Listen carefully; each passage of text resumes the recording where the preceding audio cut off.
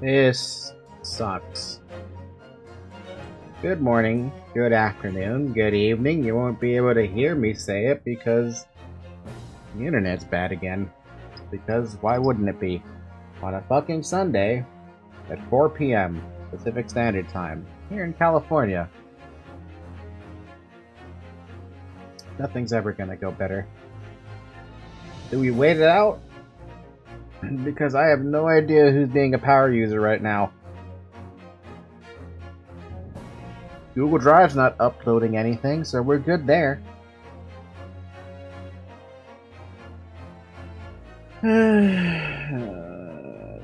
Maybe I should, like, kick everyone off the Wi-Fi or something. I don't know.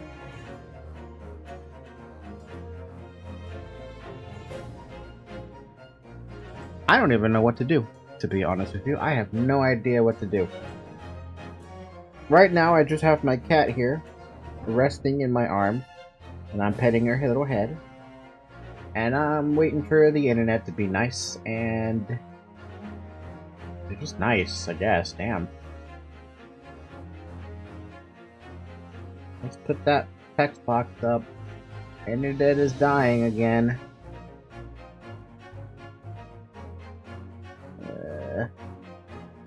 Am I Luis today? I don't think I am. Could be. Anyway, welcome back to Ace Attorney. Sorry, Great Ace Attorney Chronicles.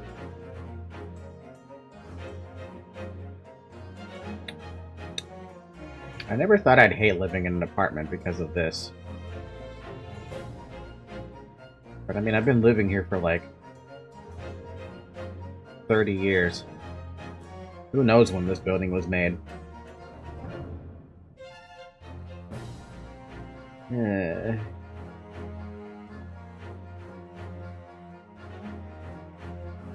I just quit?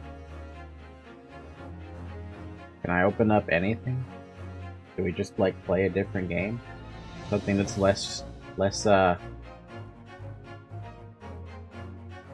don't even think there's anything I can play that is slow enough to go with 55% or 65%, 66% frame drop. What can I do? What can I do, game? I mean, what can I do, world? The world is against me. Oh no.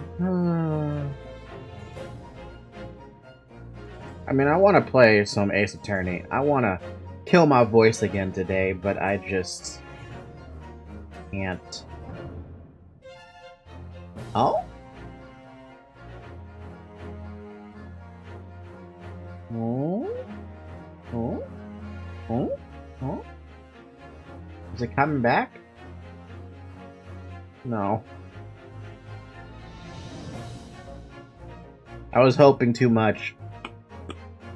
Maybe. I don't know. It's in yellow. It could be coming back. Where's my controller? It might be coming back. It might be coming back. And I just came to the realization I have no water. All I have is Diet Coke. And I don't have very much of it left.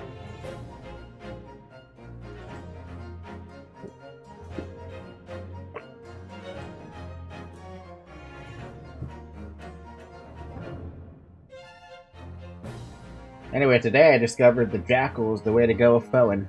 How did you figure?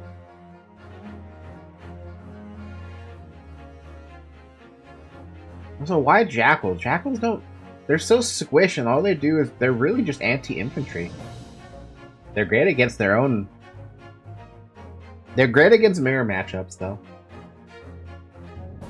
Except against Lancers. Lancers tear them apart.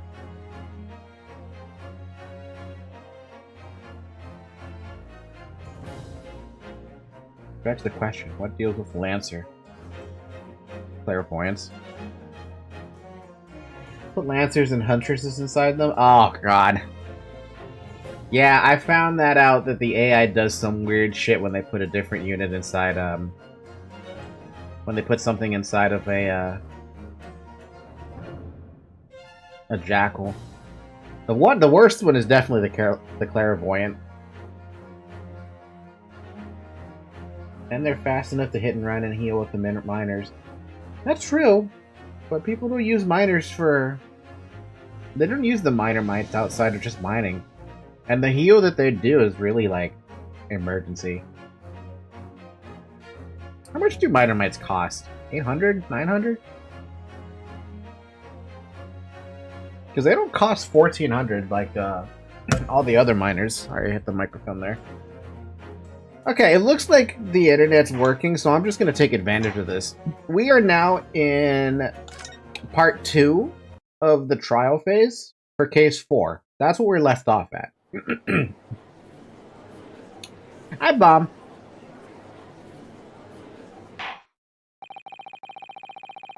Alright, let's see what we got here. We're now doing a second summation examination. And Zeke's is like...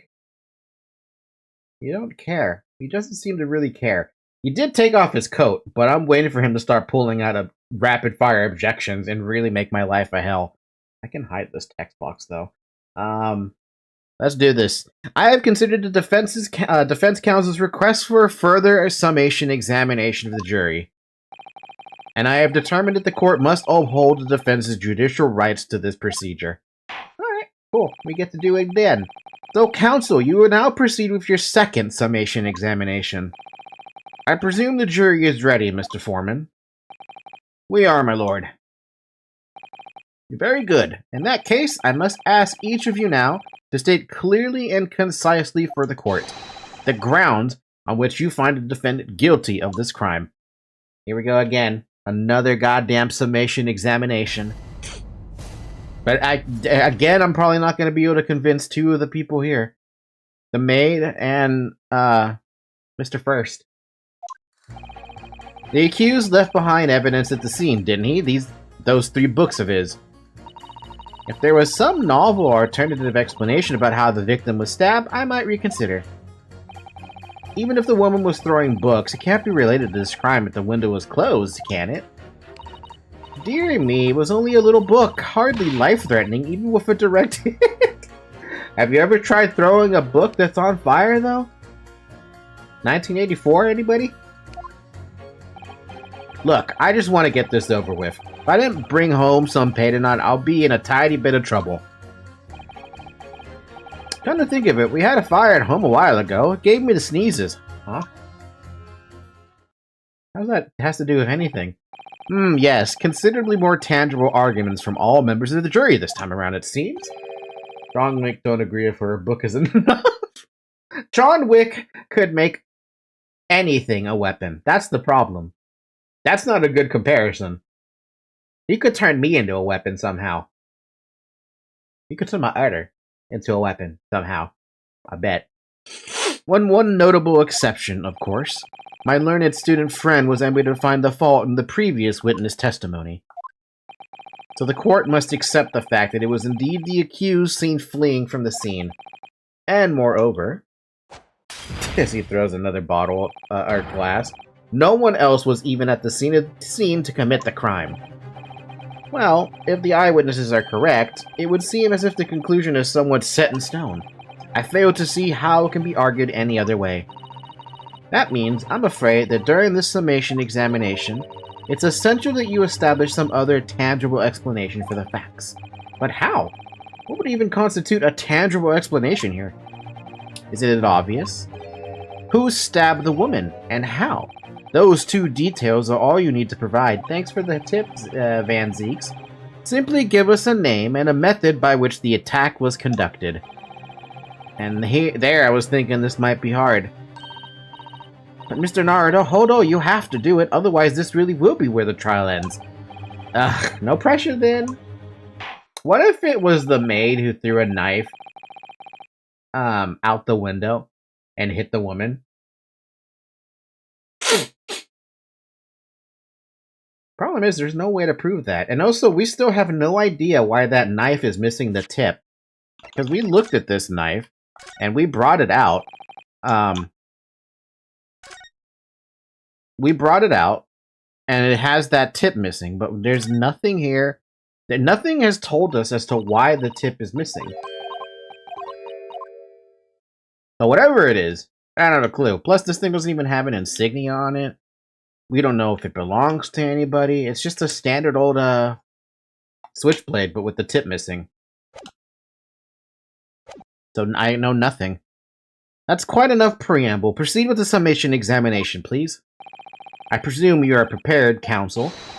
Oh, yes, my lord. Alright, Ryunosuke, focus your mind now. Clearly, the key to the summation examination is going to be juror number 4, the maid. Or should I say, Mrs. Garrideb.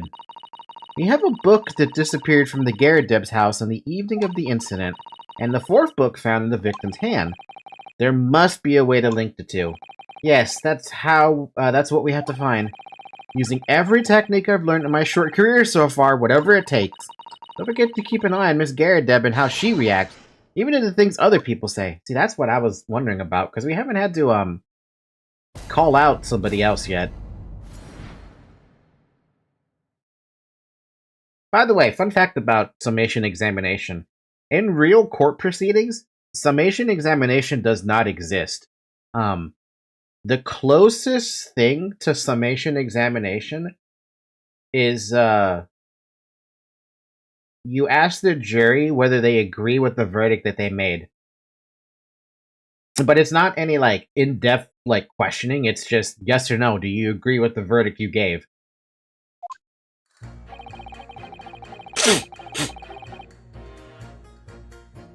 The accused left behind. Let's see what we got. Yeah, I actually had to read up about that.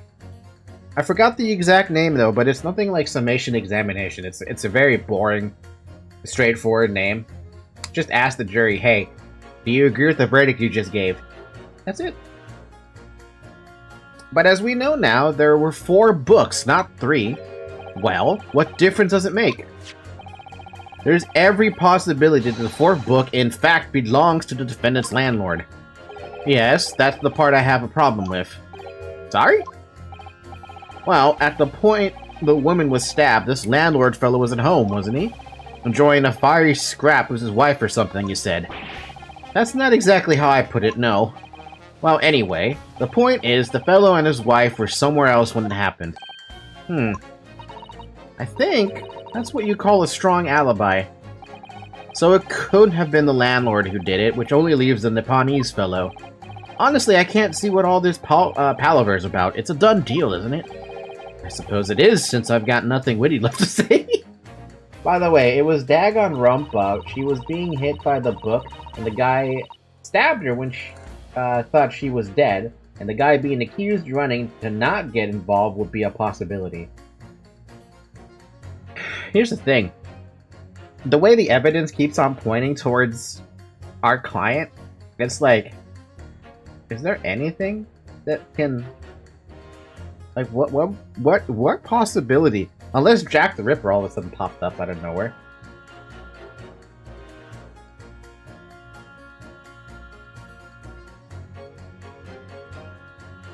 I don't know. I still think it's the maid who did it, but the maid did it on accident. That's what I think. So, you might be willing to change your decision, you mean? Oh my, such delight on your face. But I'm afraid I shan't be swayed by emotion.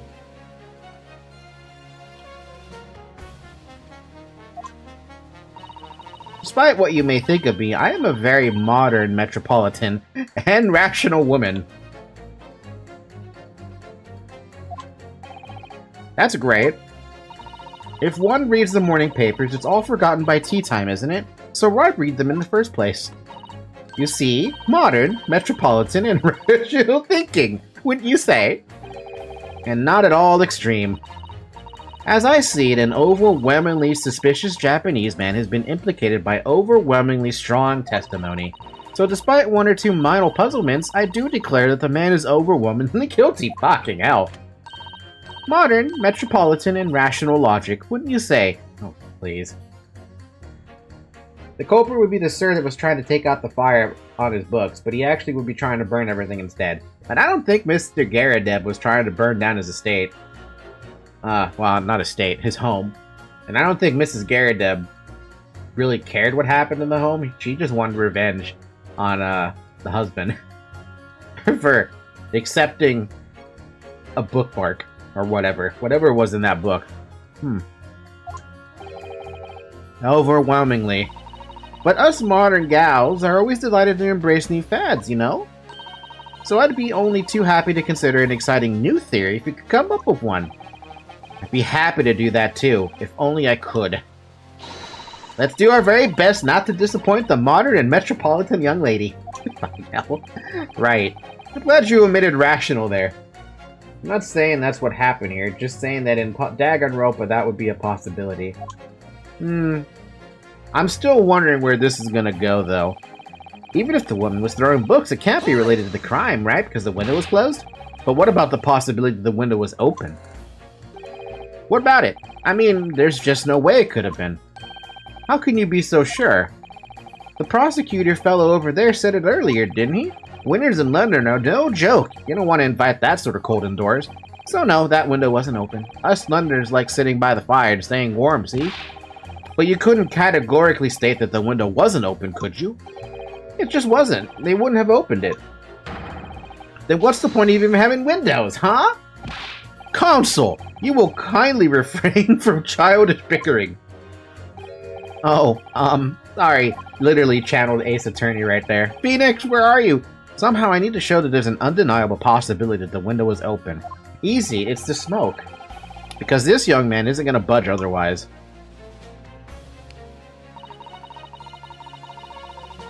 Hardly life-threatening, even with a direct hit. Please. But the little book was on fire at the time, was it not? With flames of love, I'll have you know. There's really no such thing as a loving incendiary bomb. I would like to make a retort to that.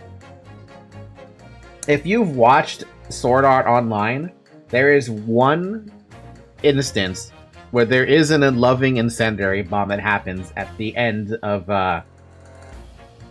one of the episodes.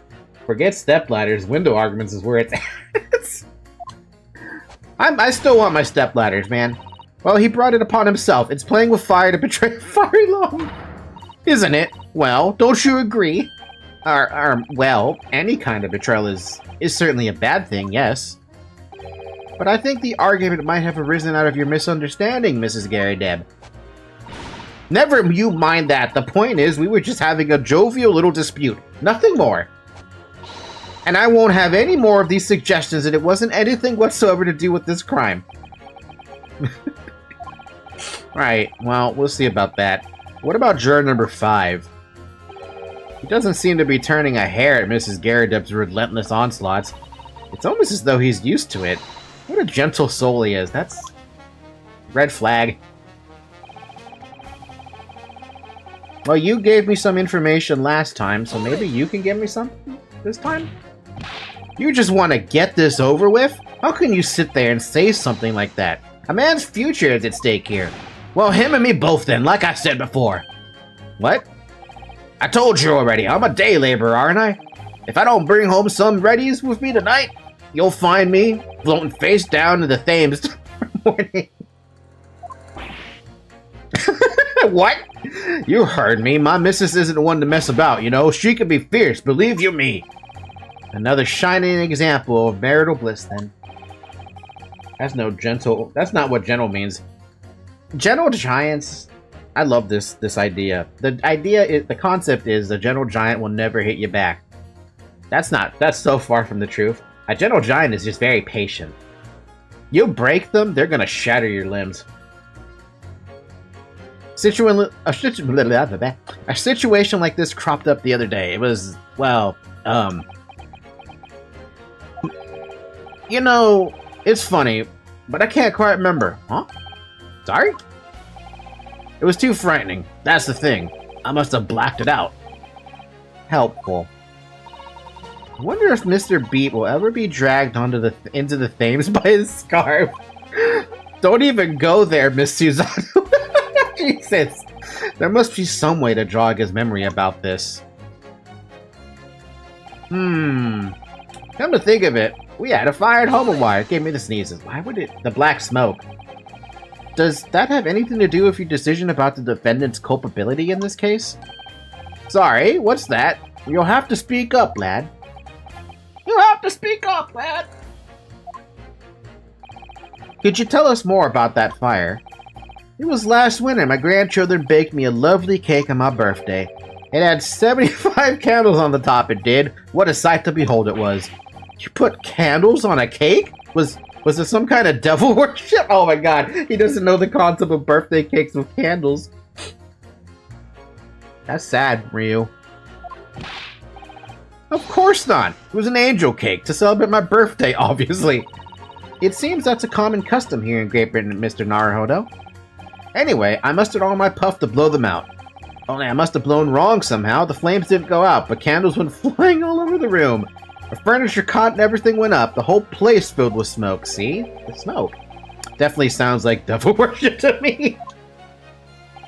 And by the sneezes, I presume you mean a cold? But how did you catch a cold from fire? What a fiasco it was. The grandchildren, blessed them, threw water over me as they tried to put out the flames. And then, because the whole room had filled up with smoke, of course, we had to open all the windows to clear it. Finally, somebody said it. The windows? The biting winter air rushed over me like a devil dancing on my grave, it did. I caught a terrible cold from it. Put me in the hospital for a while. Won't forget that birthday. Wow, that's a shitty birthday. A shitty 75th birthday. I knew it was devil worship all along. But something about this old man's story is playing on my mind for some reason. Because it's important. Got an example of a window opening? Exactly. We need to demonstrate who, apart from Mr. Matsumi, who could have attacked the young woman on the street, as well as how he or she could have done it. Yes, but once again the jurors' statements are full of personal prejudice. A lot of them seem convinced they're right, even in the face of logical arguments to the contrary. I knew it was devil worshipping. It is devil worshipping. Some people would call celebrating a birthday a devil worship. I'm gonna ask my mom about that, actually. I think you're gonna need to pit them against each other to force them to accept an alternative explanation. Yes, I don't necessarily need to find contradictions between their assertions. Just a connection might do the trick. Alright, I'll see what I can do. If anything stands out, I'll go in for a strike. That's the spirit. It's my birthday today, so I had cake. Oh, right! Happy birthday, Mr. Baum. What cake did you have? You want to... I could get you, like... I was thinking of, like... You want a pizza? The best I can do.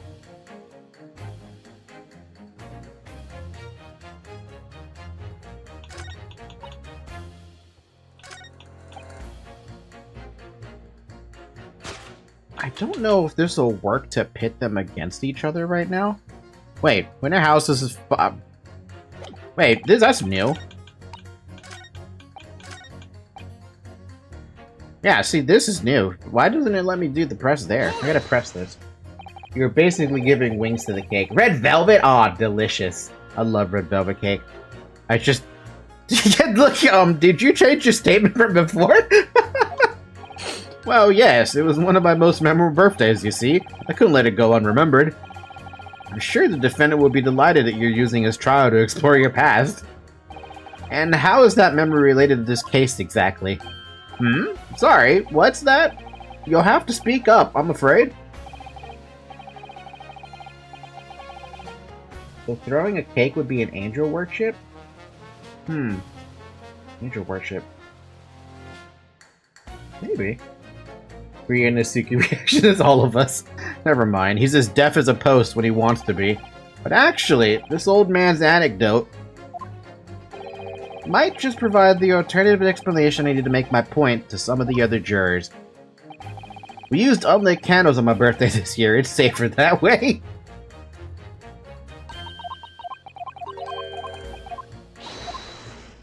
Well, we got at least our first one.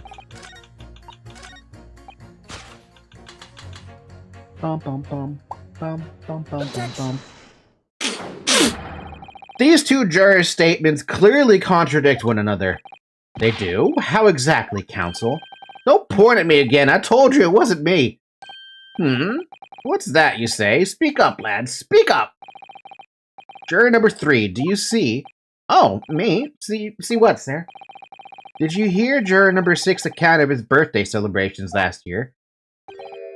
It seems, despite being a Londoner, he once opened his windows in the middle of winter.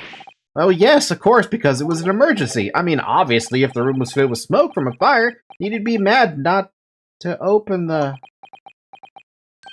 Oh! Finally. Exactly. On the day in question, at the time of the incident, there was a fire in the Garrideb household. And Mr. Garrideb had the following to say about it. The whole place filled with smoke. Oh, my hat! Huh? Excuse me. Juror number 4, do you have something to say about that? Mr. Garrideb! Oh, dearie me! What is the meaning of this? How dare you imply that I'm hiding who I really am? It's imperative that you confirm something for the court. So please, it's time to drop the pretense now. What is it? Got 3 jurors with this, right? When the fire started in your house that day, did you or your husband open the window? What? I beg your pardon? What are you insinuating? The room would have been thick with smoke after the carpet and bookcase caught fire as they did. In a situation like that, it's inconceivable that you wouldn't have opened the window. And what if we did? Oh, alright then. Yes, you're right. My husband was frantically trying to open the window, which can't have been easy since I continued to give him a justly deserved book battering. Even though your house was on fire? Oh, you never stop throwing until the anger subsides. It would be terribly bad for the nerves to do otherwise. What the fuck? What the hell? But what is this woman? Of course. I should have realized. That's a significant step forward, Mr. Naruhodo. You managed to establish that the window was open. We simply must have that added to Mrs. Garrideb's formal statement. You didn't mention it. Yes, the window was open at the time. I've forgotten, but it's true. My original pit did stop working, by the way. I caught her in the act instead. The 4th book, found at the scene of the crime, shows very obvious signs of fire damage. And the title of the book is The Lion's Pride. The same title, in fact, as the book that Mr. Garrideb told us he had been reading. Well, I really couldn't say. On the day in question, did you or did you not throw at your husband the copy of The Lion's Pride he'd been reading? I did. It was the first thing I could lay my hands on, so I hurled it straight at him.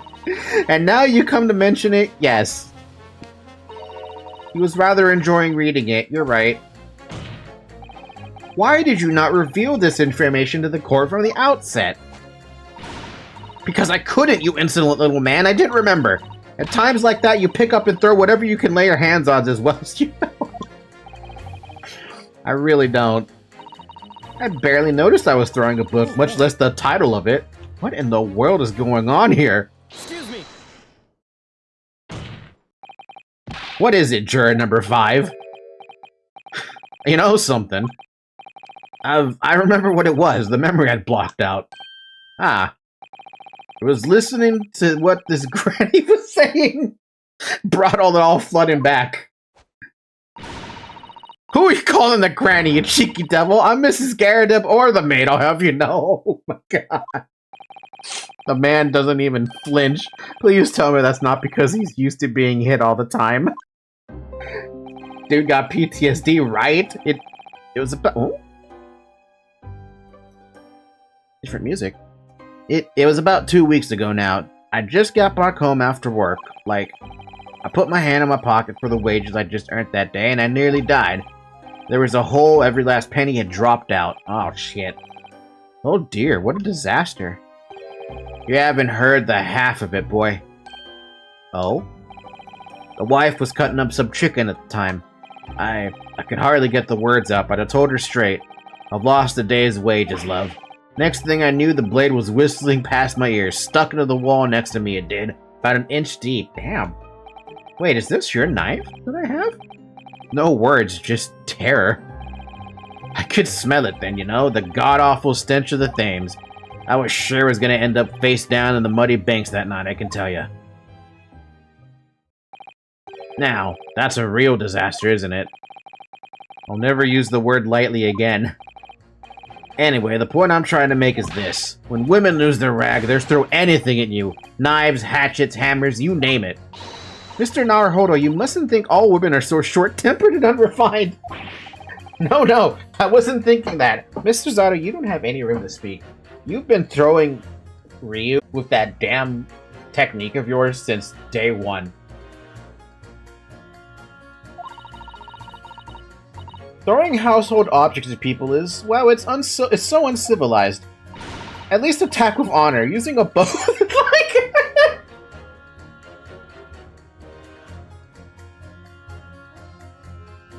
Bro.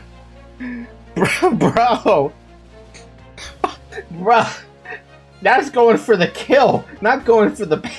Jesus. What? Attack? Who are you going to attack? Never mind. Anyway, this man's words could be rather significant, I think.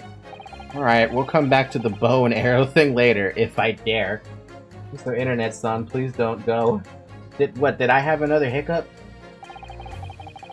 I see I am dropping a couple frames. Never mind, I am dropping frames. It's yellow. It's green.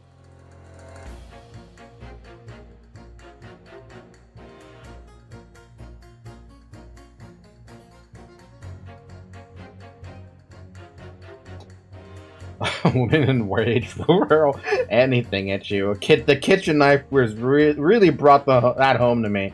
I need to hear more about this knife.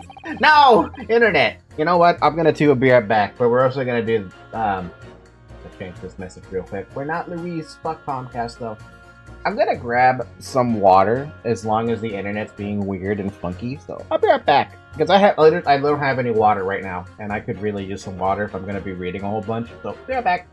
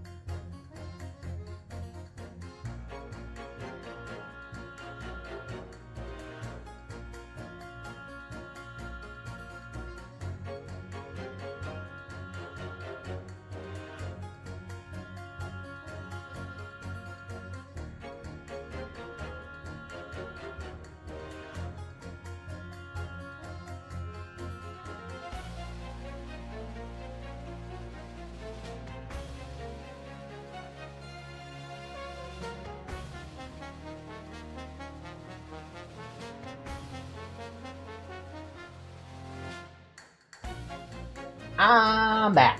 And I got nice water with ice. because I wanted the ice water this time around. Alright, let's do this. Your wife really threw a kitchen knife at you. That's right. She was chopping meat with it. Had a tiny edge on it, believe me. Still, it's all memories, isn't it? Started with that smile she threw when we were recording.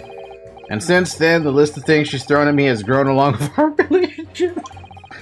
There was a cup, then a glass, then a pot, a kettle, a chair, a wardrobe, a cooker, a bath. What the fuck, man?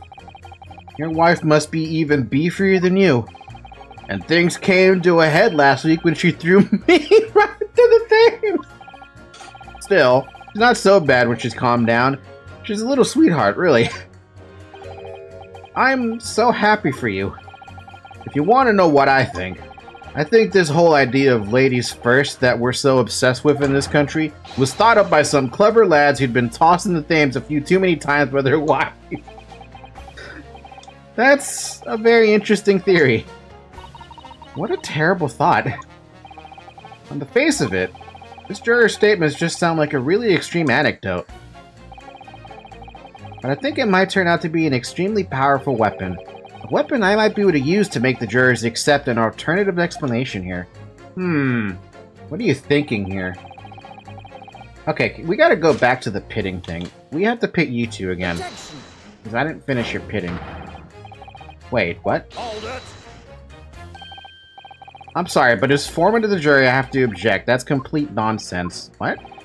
I'm a banker, don't forget. An educated man, and there's no contradiction as far as I can see. How was there no contradiction? Huh, that's interesting. What happened?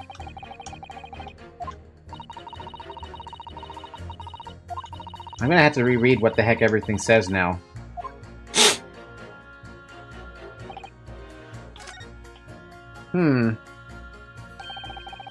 So the window was open when the Gyarados were arguing that day. Yes. Because it's done? It's done? That's considered done? Interesting. Yes, Mrs. Gyarados has finally admitted to it, which is a very significant victory for the defense. I feel like the fog's starting to clear and an alternative explanation to this case is starting to show itself. Huh.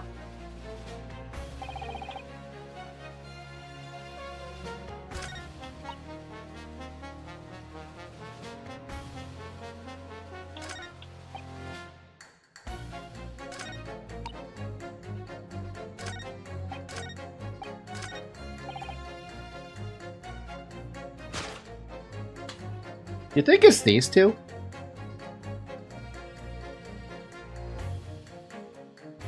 That's kind of a stretch. But what I need are stretches. Because this doesn't help anything anymore. This doesn't do much, right?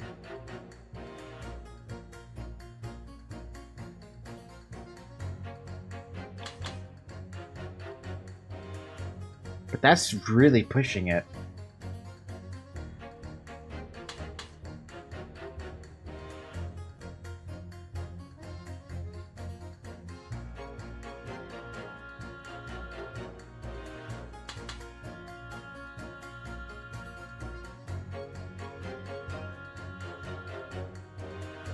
I'm gonna try it. Objection. It is one. Okay, so I feel like I was pushing. These two statements clearly have a deeply significant connection. Good grief, you mean they don't contradict each other? Explain, counsel, at once. Juror number 2, do you think perhaps that this could be one such novel alternative? Oh my, whatever do you mean? An alternative explanation as to how the victim was stabbed in the back. What are you talking about? We've demonstrated that the 4th book, The Lion's Pride, that was found at the scene of the crime, originated in Mr. Gyarados' room on the top floor of his house. Therefore, it's equally possible that some other object besides the book could have found its way from the Gyarados household to the street below. What's that now? After all, Mrs. Gyarados could have thrown any number of different objects at her husband. Isn't that right, juror number 4? What are you insinuating now, you little beanpole? Beanpole? I'm beginning to think that ever since the true origin of this book came to light, perhaps she's had a feeling this might be what happened. Now you listen here, you Easter Gala. As the foreman of this jury, I demand a straight answer. You give us this yarn about some other object making its way to the house, but what? What was it? I'm really taking a big gamble here. That was a bold accusation to make, but I haven't any real evidence to back it up. Yeah, that's the problem. Gala is here is another way to say semen? Why? Fun fact, Brazilian Portuguese, gala means semen. But I'm certain, at the very least, this warrants further investigation. Alright, Mr. Foreman, I'll try to explain the defense's theory. The other object that found its way from the Garrett household to the scene of the crime was the jackknife, because that's the only thing I have that makes any fucking sense. Nothing else makes sense. To me. Take that! Even he doesn't believe it. I don't believe it either. Juror number 4, Mrs. Garrideb. What? What now? I must apologize in advance for this. But I need you to confirm something else for the court. This knife. Have you ever seen this knife before? Ah. Good lord, counsel, what on earth are you doing? That's the weapon that was lodged into the victim's back, man! My lord, remember that when the victim was attacked, Mr. and Mrs. Garrideb were in the throes of an argument. Mrs. Garrideb was hurling anything she could at her husband, who'd been backed up against the window. A window that had been opened and cleared the smoke, and through which a book sailed to land at the crime scene. You can't seriously believe that! The book was found in the victim's grasp! Are you saying that it flew out the window and across the street to land neatly in her hand?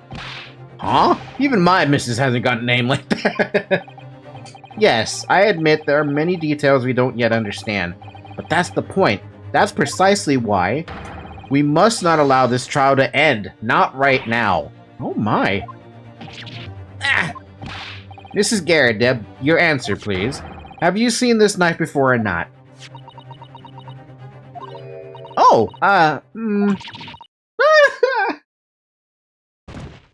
What the hell happened? My lord! I wish to change my decision. I'm a woman of my word, after all. Thank you, madam. Yes, I agree.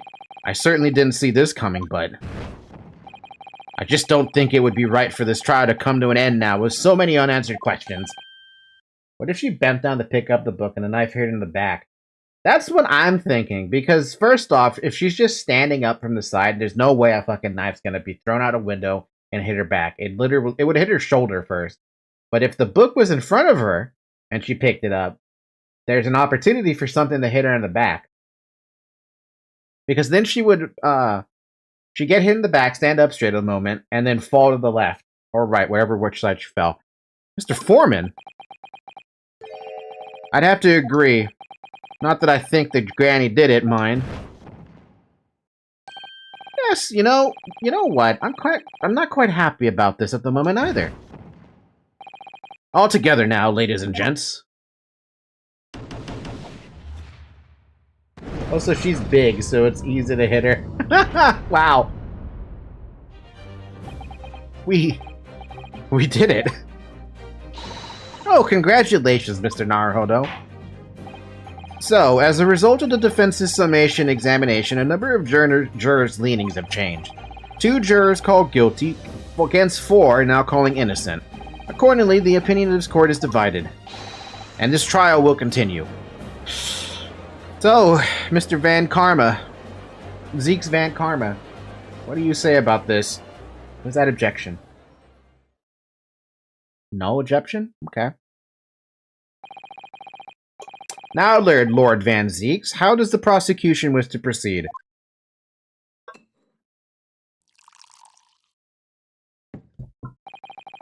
This trial is rapidly descending into a farce.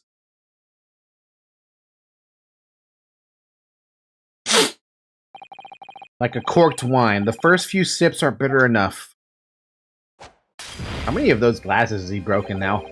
But what follows is so repugnant. It's good for nothing save the gutter. If I may, Lord Van Zeeks, the defense has just put forward a credible alternative explanation for what happened. Credible? Is that your considered opinion, Mr. Foreman? The defense's argument is a joke to which I barely know how to respond, but let me start by insisting that you must all familiarize yourselves better with the relative positions of those places being discussed. What do you mean by that? What's his angle this time? It should already be more than apparent that between the crime scene and the Garrideb household runs a rather wide street, Briar Road. Which means that the distance from the Garrideb's house to the scene is some, yes, 15 yards. Let me see. 15 yards, about 14 meters. Well, 14 meters? Oh, that's a little farther than I'd imagine. And, as you ladies and gentlemen of the jury rightly noted as having portentous significance, the fourth book was found in the victim's clutches. In other words, the smoldering book, wantonly hurled by the lady of the house, traveled some 15 yards, to land on the opposite side of the road, neatly between the collapsed victim's fingers and thumb. But that's not how it worked, Van Zeeks. Is that your final conclusion, my learned and deluded friend?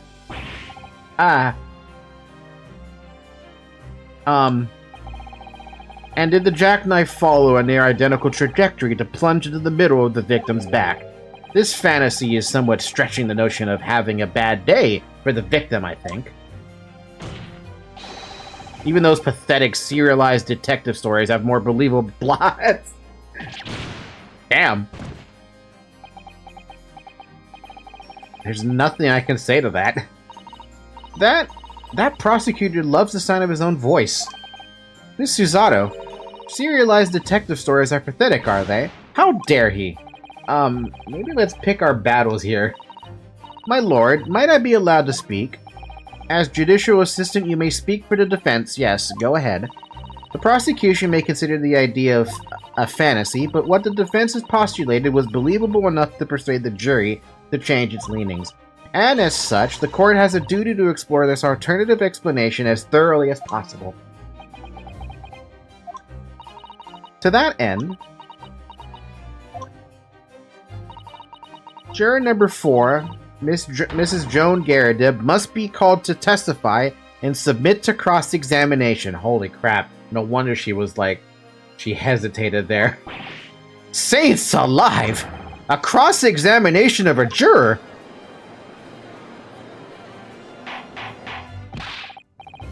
Order! Order! Order! Well, this is highly irregular. It is unprecedented for a member of the jury to be summoned to the witness stand. Damn. And unnecessary. Lord Van Zeeks? There are already witnesses in the stand whose testimony the defense may further cross-examine. If my learned friend's farcical's theory has any truth in it, then both a burning book and a jackknife must have flown through the sky before this couple's eyes.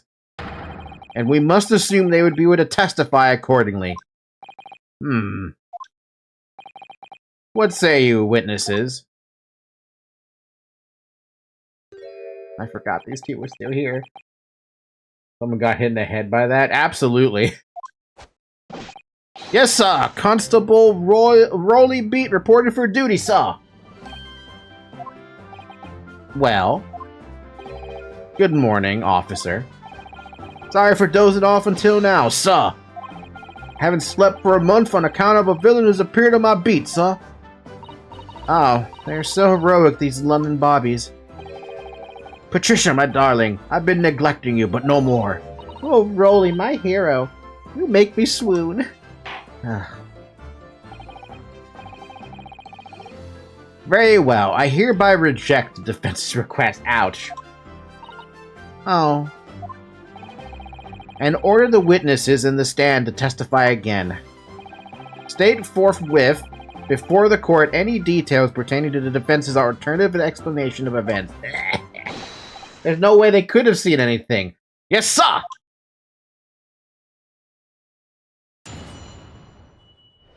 This is gonna go bad. This case has nothing to do with Mr. and Mrs. Garrideb. Believe me, a London Bobby is good for his word. Bullshit. You see, sir, the windows on the top of the floor the windows on the top floor of the Garrideb house are top hinged casements. Obviously, if anything had been thrown out of the window, we would have seen it. I did leave the scene to go fetch help, but my trusty Rolly was there to make sure nothing was disturbed, but he fell asleep. I didn't take my eye off the crime scene for a moment, sir. Nothing strange to report on that front, sir. Well, this is quite startling. Top-hinged casement windows. Can you explain? That detail was not in the police report, Constable. Yes. Sorry about that. I must have been a little drowsy. Oh, we're on the second theme. I heard it, too. You cannot excuse your sins with drowsiness every time, Constable. No, sir! Sorry, but... what exactly is a top-hinged casement window? Thank you for asking the question I needed to know. And you. You cannot excuse your ignorance with such trite remarks, my learned friend. Of course. Sorry. I found it, Mr. Naruhodo. Cast your mind back to the windows in Mr. and Mrs. Garrideb's room. Alright, I'll try. So the window opens in order to allow air to circulate inside the window, or inside the house.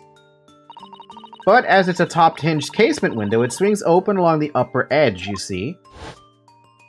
I see, so it's one of those kinds of windows. I'm glad you've rectified your ignorance. A casement window's most prominent feature is its stay, a metal bar which prevents the window from being opened beyond a certain amount. It prevents it opening? This is all news to me. Absolutely correct, sir. In other words, if a book or knife were to have been thrown through the window open window, it would just fucking fall. It would have clattered against the pane and fallen straight down to the pavement below. There's a little tiny opening that would have let you do it. You see the problem then? Good. Your education in Windows is complete. There was never any possibility of either the book or the knife traveling 15 yards over the road. That is, unless the window pane had been shattered, something we've discounted already. I can't. Beep! Movie. Did you see that, Rolly? The young Japanese man just collapsed in agony. Oh yes, my darling, I saw it. I see how he crumbled before me. Oh, Rolly, you're so strong. How is this happening? I haven't even started the cross-examination yet, and already my argument's been destroyed. Counsel, if you could drag yourself upright again, the court awaits your cross-examination. Fuck. I don't even know what to cross-examine to, though.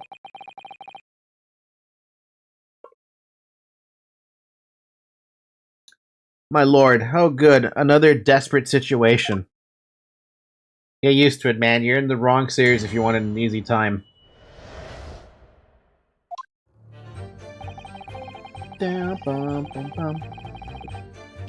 Okay, let's start it. Let's start hitting it then. How can you say that for certain? A very good question, sir. And the answer is this.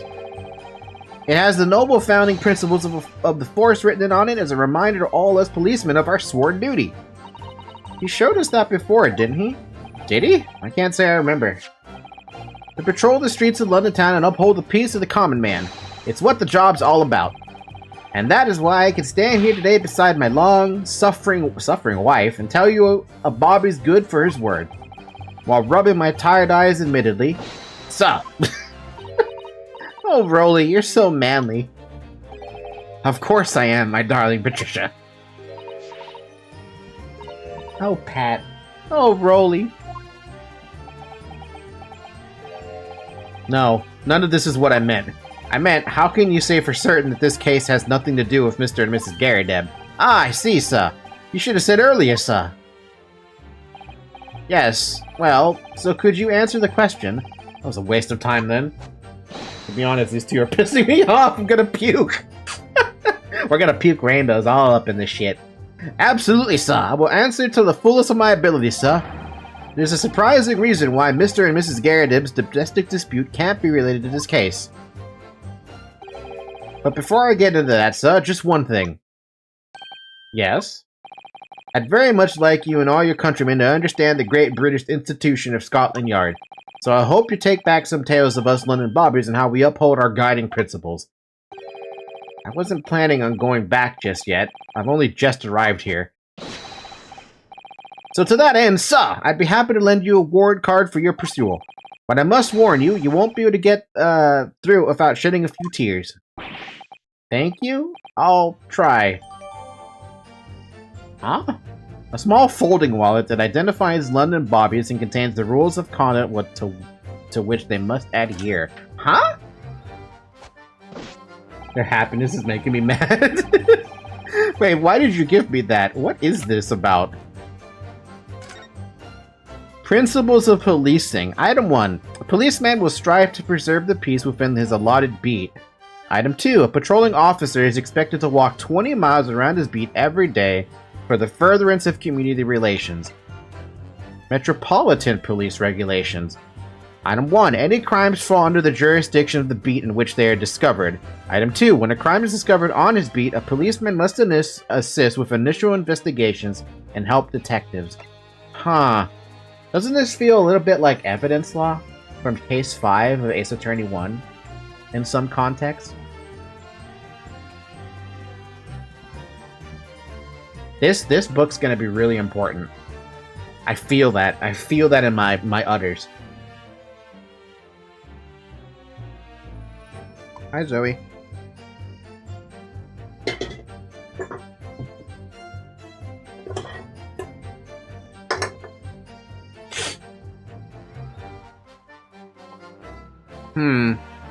Where is his beat, though? That's the only thing I don't know. Hold it! Bum, bum, bum, bum, bum, bum, bum, bum. By which you mean they don't open fully, is that correct? Yes, sir! They're just there to allow a bit of air through the house, you see? So they're restricted as to how much they open. And therefore, anything thrown out the window from inside the room would simply strike the pane and fall to the street directly below. For clarity, allow me to mark the map. Here is the location where objects would have fallen. Yes. Directly opposite the scene of the crime on the other side of the rather wide road. It had been so hard for somebody to mention this top-tinge casement thing before. Well, I have another question for you, Constable. And what would that be, sir? How do you even know? Why would you have any idea what sort of windows Mr. and Mrs. Garridib's house is furnished with? Ah, well, sir, it's very simple. You see, I helped with the investigation yesterday. Excuse me. There's only one thing I don't know for real. There will be no bloodshed, and this... What? Do you have something to add, Mrs. Beat? Sorry? You look, well, delighted. Is there some particular reason for that? Oh, I was just remembering. That's all. We really were so lucky. Lucky? What do you mean?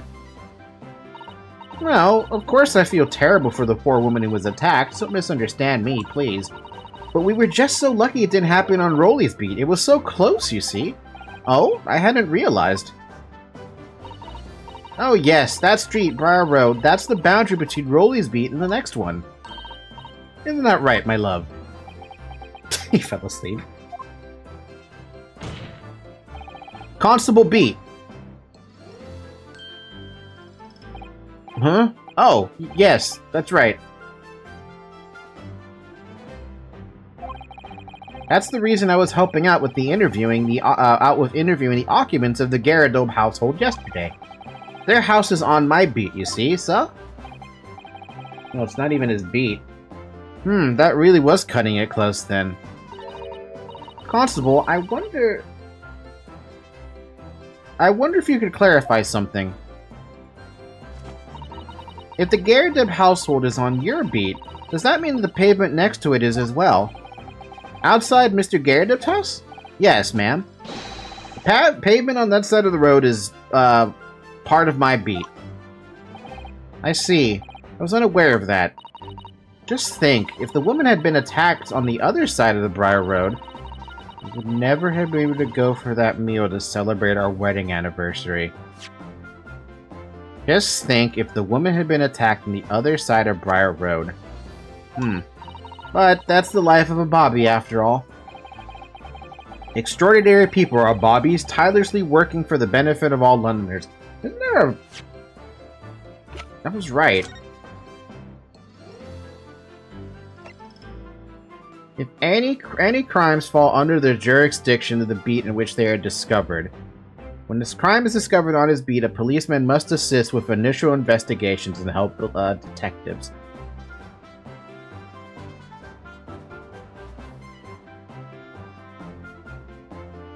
But what if a crime is in both beats?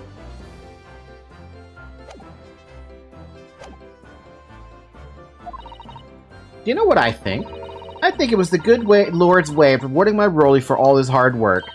Don't you think so, my darling? That must be it, Pat, my love. That must be it. I think perhaps we should make sure we have that information officially on record. But it was across the street, but also... We're still wondering if Mr. and Mrs. Garrett have any involvement in the crime. Leave it to me, Mr. Naruhodo. I'll take care of it immediately. The pavement where the victim was found lies just outside Constable Beat's beat, the border which runs down the middle of Briar Road. And now it's my turn, I think. Obviously, if anything had been thrown out the window, you would have seen it. You wouldn't have seen it, though. But according to my notes here, the sun had gone down already, and it was dark. Oh, but Rolly and I were strolling along, gazing at the night sky and looking for our lucky star. Sorry? The star that will guide us to the eternal happiness. Oh, for God's sakes. Can it guide you to the answer to the question? If a flaming book had caught across the sky in front of us, it would have lit up like a shooting star. And if I'd seen a shooting star, I would have made a wish upon it. Let Rolly be an inspector, I would have said, 3 times at least. Of course, what with the smog and everything, we couldn't actually see any stars. In short, are you trying to say that neither a book nor a knife crossed the sky before you? Yes, sir, that is correct, sir. As sure as the night sky in London is starless, sir. Certainly seems like they're telling the truth.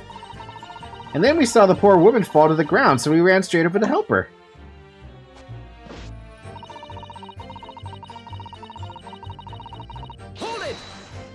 My cat has decided to take a perch in a very interesting spot.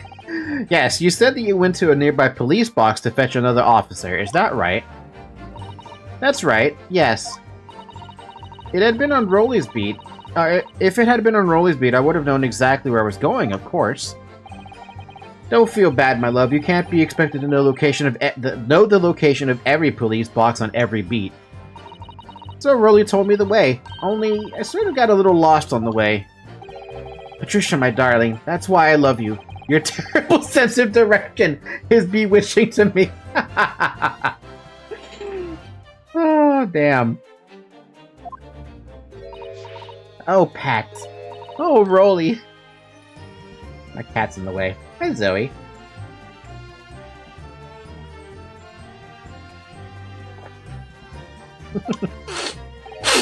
Oh, please. So, I suppose I was gone for about 15 minutes. But like I said, my Rolly was at the scene the whole time, making sure nothing was disturbed. I was off duty at the time, of course, but a true Bobby is never really off duty, sir. That's some fetish level this shouldn't be possible. You fell asleep, though. Nothing to report. That's correct, sir. I had my eyes wide open the entire time. Never looked away for a second. Bullshit. No one else approached the scene and nothing was removed from it. I can swear to that on the yard's honor, sir. Really? That seems a little strange. Beg your pardon, sir? Strange, sir. Seems altogether irregular to me.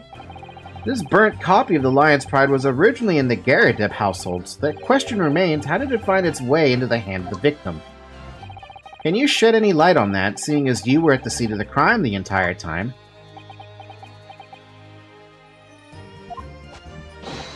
Aha! Could it be a different copy, sir? One that just happened to be burnt as well? Even if that were possible, why would the victim have been gripping a book like that in her hand? As we can see from this photographic print, she had a bag over her shoulder. Well, sir, the book was in the lady's hand from the moment we arrived at the scene. Is that so? There's something about this statement that's not sitting right with me. Two mysteries of how that knife ended up in her bag and how the book ended up in her hand. There must be some common thread between them. Can I ask you something, please, Mr. Lawyer, sir? Oh, yes, of course. What is it? You're doubting us, aren't you? I could tell. What? I wasn't really. I mean, what's she doing? Please, just because I'm a woman, it doesn't make my testimony any less valuable. You might just see me as the wife of a policeman, but I'm a woman of my word. I am. I really don't remember ever suggesting that I doubted you. No excuses. I don't want to hear it. My voice will be heard. My lord, you'll let me speak, won't you? Yes, Mrs. Beat. I will allow you to supplement your testimony if you so desire. Sometimes the path of least resistance is the sage one. That was a very loud mutter. I heard that. That Japanese man thinks a policeman's wife's word counts for nothing, does he? Well, watch out, sir. I might let you get away with something like that, but my Rolly won't. Duly noted, Mrs. Beat. Please, I humbly ask you to continue. What could she possibly be about to say, I wonder? I don't know, but she did this last time.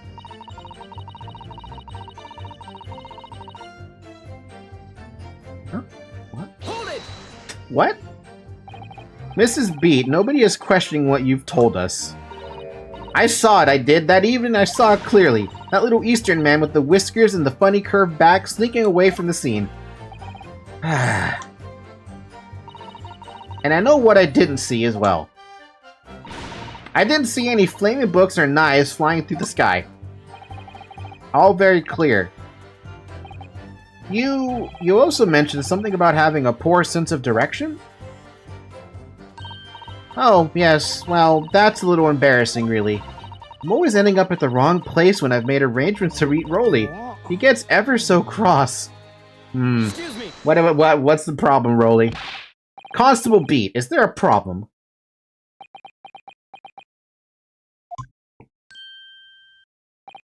No, sir, no problem, sir.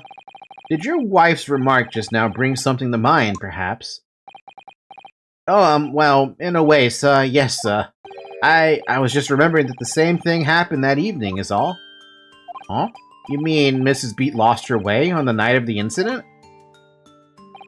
Well, you see, I sent her off to find a police box in the next beat over from mine, but she was gone a fair bit longer than I was expecting. I thought she'd be back inside 10 minutes, but my darling was gone a good 15. Oh, Rolly, you're such a tease. But the reason I was so long was because of the bouquet, silly. The bouquet? Sorry, what bouquet are you talking about? Oh, it was a present for our wedding anniversary. Rolly's so romantic. He saved up for it with, farthings and halfpennies he found in the gutter while doing his rounds. Yes, how romantic. I'd forgotten all about it until just now. Had you, my darling? Yes. Oh, yes, but that was just between us. No talking about it to anyone else, darling. You have to promise... Really? Oh. What was that all about? Constable Beat looked very obviously troubled during that exchange. I'm afraid I can't offer any useful insight, Mr. Naruhodo. But I'm quite sure of one thing. We have to ask Mrs. Beat about that bouquet. We do. What the hell was that about? Mrs. Beat, this bouquet you just mentioned, I'd like you to add details about it to your testimony, please. Oh, really? Yes, I'd love to.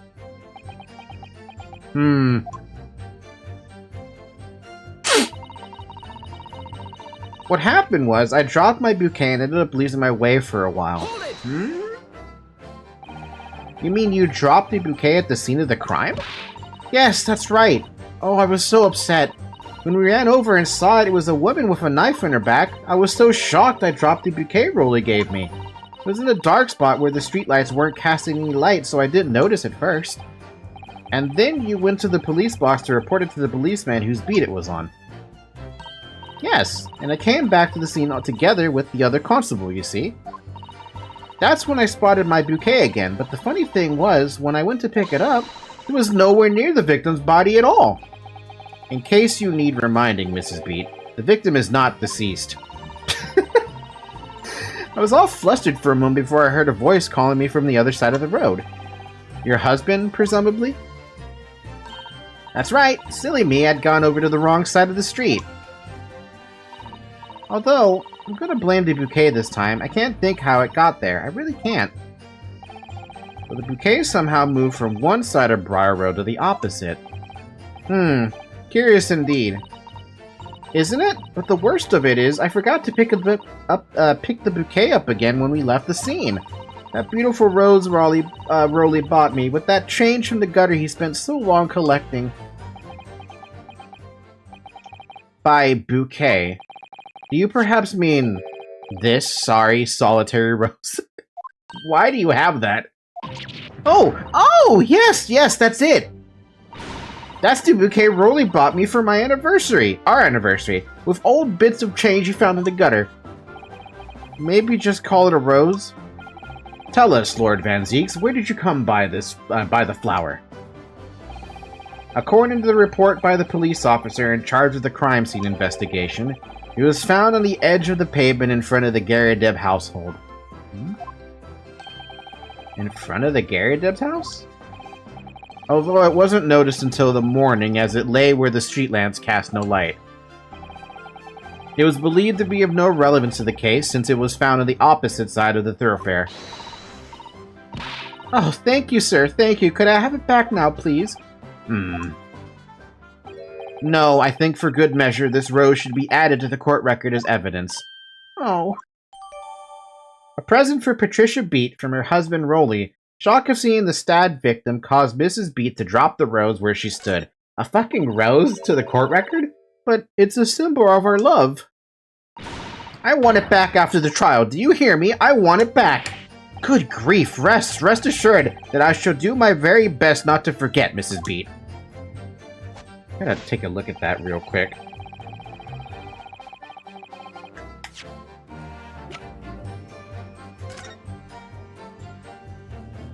It's just a flower. It's a very stylish paper the flower's wrapped in, isn't it?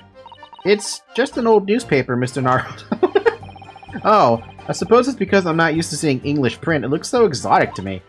Ah, I see. Is something wrong? Oh, no.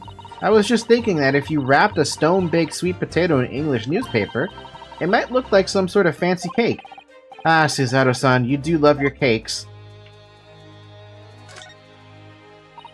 An English rose. It's such a beautiful flower. Ah, this is a rose, is it? I've never seen one before. Do you not take interest in flowers, Mr. Naruhodo? I wouldn't say that exactly, but I do know 3 types at least. Gosh, 3? Yes, plum blossom, peach blossom, and cherry blossom. Perhaps you should consider branching out, learning some that aren't fruit tree based, for example.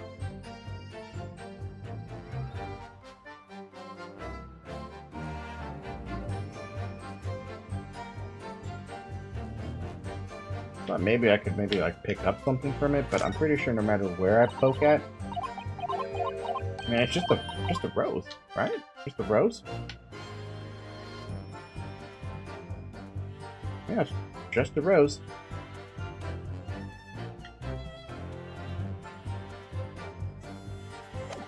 Alright, it's just a rose. Hold it! Okay, let's just keep on pressing then. Nothing to report. That's correct, sir. I had my eyes wide open the entire time. Never looked away for a second. No one else approached the scene and nothing was removed from it. I can swear that on the yard's honor, sir. Sir. Really? That seems a little strange. Beg your pardon, sir? Strange, sir. Seems altogether... Wait, I've gone through this, haven't I? Yeah, I have.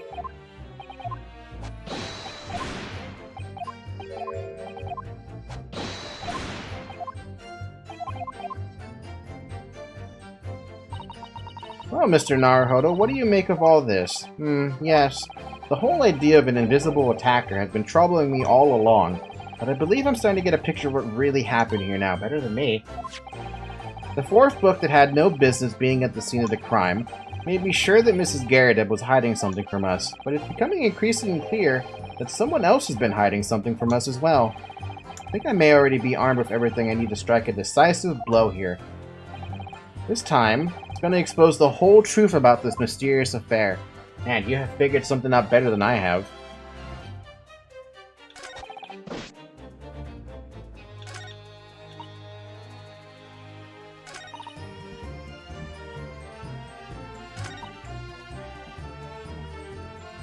What? I don't... What? Hold on a minute here.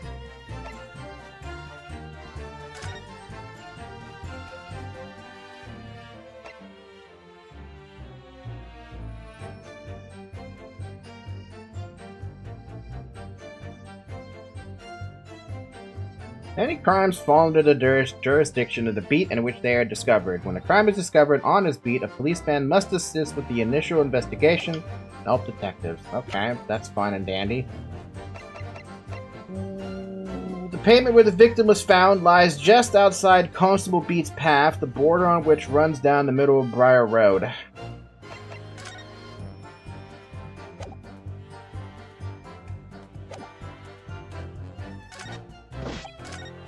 Oh, god damn it, why do I do that?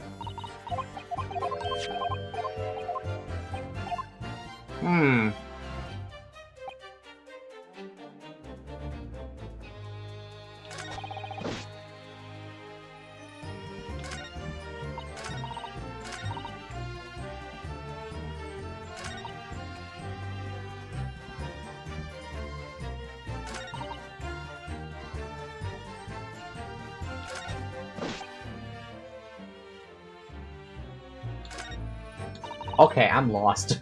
I'm very lost. His forward now, this part is kicking my butt.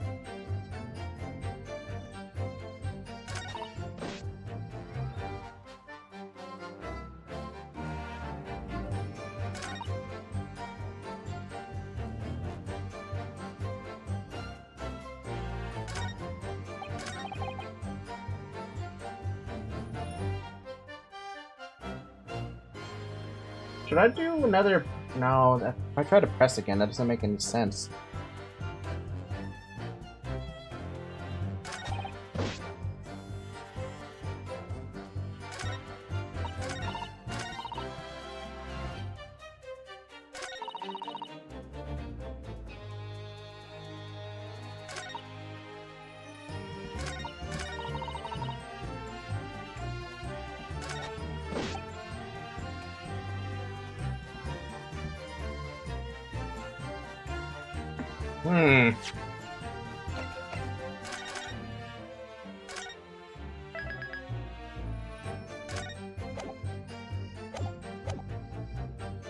I didn't take my eyes off the crime scene for one moment, so nothing strange to report on that front.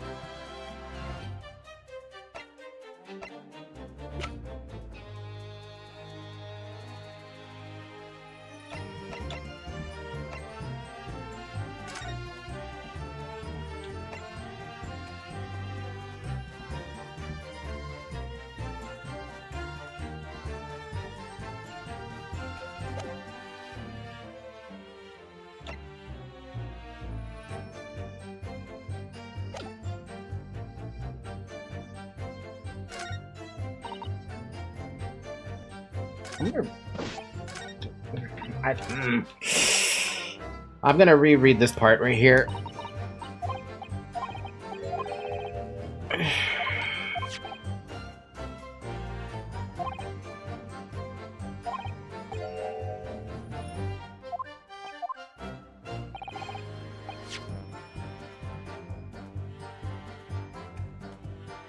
You're good? No, I'm not. I don't know what I'm trying to figure out now. Someone else has been hiding something from us as well. I think I may be armed with anything to do in decisive blow, but I got no tip from that.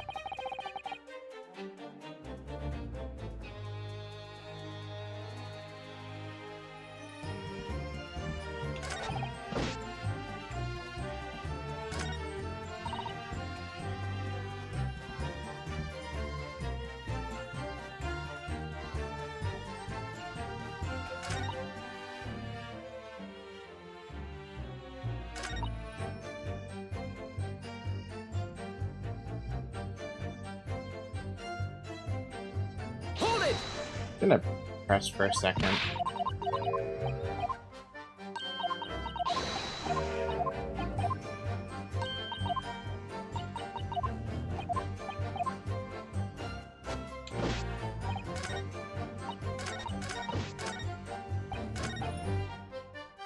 Hold it! I don't know what I'm looking for.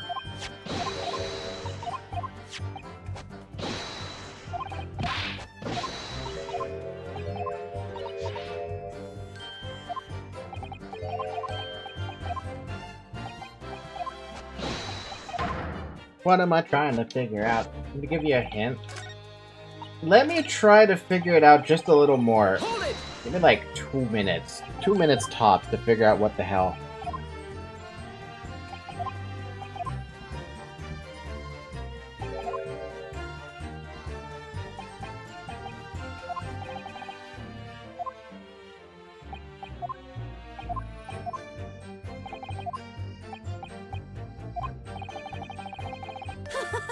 Huh? Oh.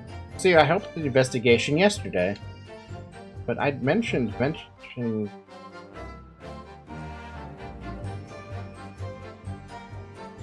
No, I went through that already, right?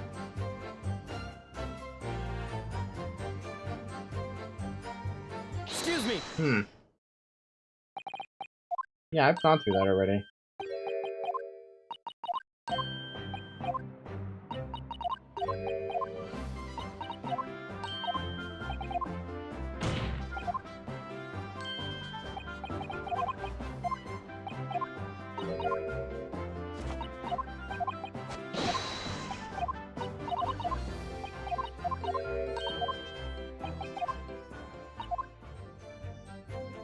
Let me go through that one again. Hold it! I want to see, like, what if I just, like, go through his dialogue and ignore the Mrs. Beat for a moment.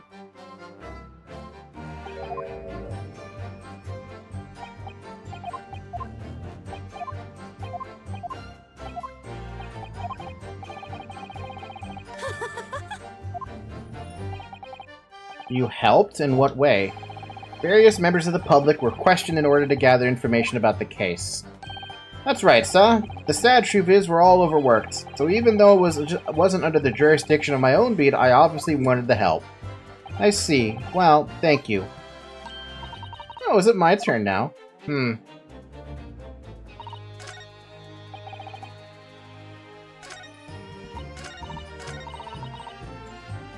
it! Bum, bum, bum, bum, bum, bum, bum.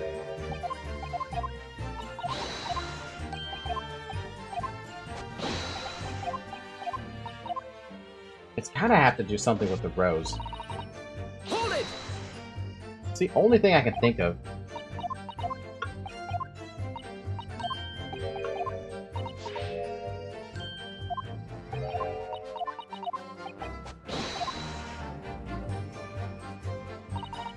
Hold it! Bum, bum, bum, bum, bum, bum, bum, bum.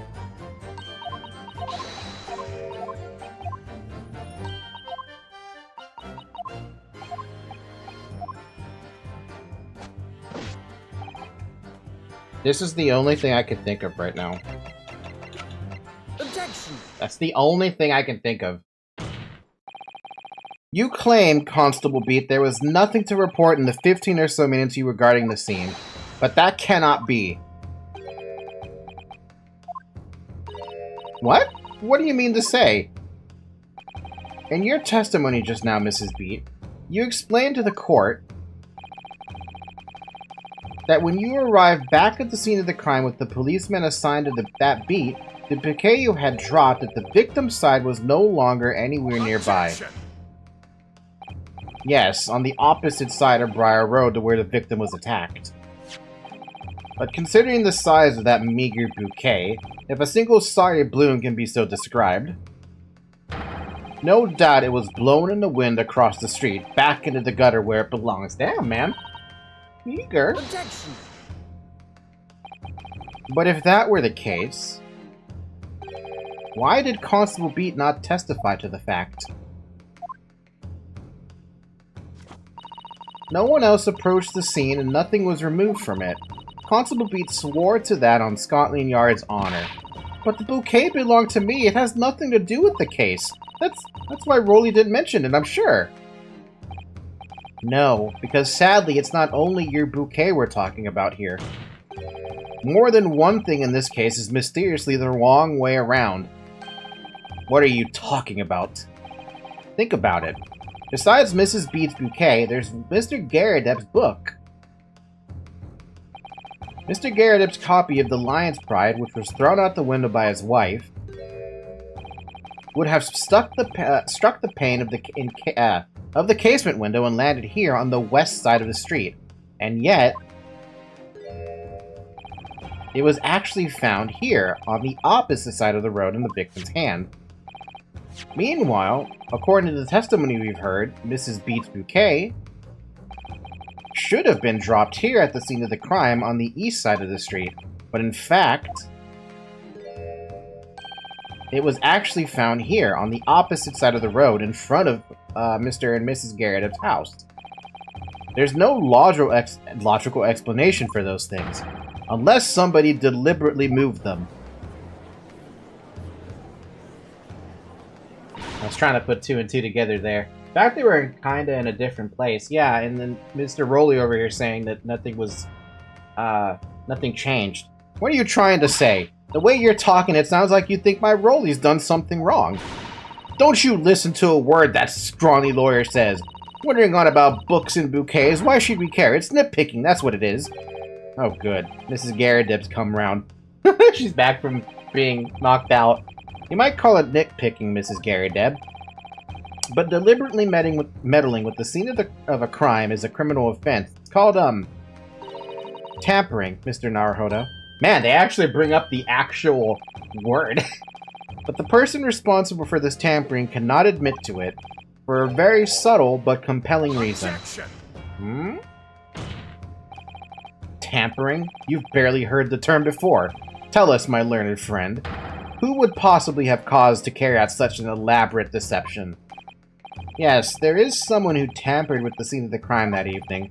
All the evidence and all the testimony points to that one particular person. Counsel, I must demand that you substantiate this conjecture. Who are you saying is responsible for tampering with the scene of the crime?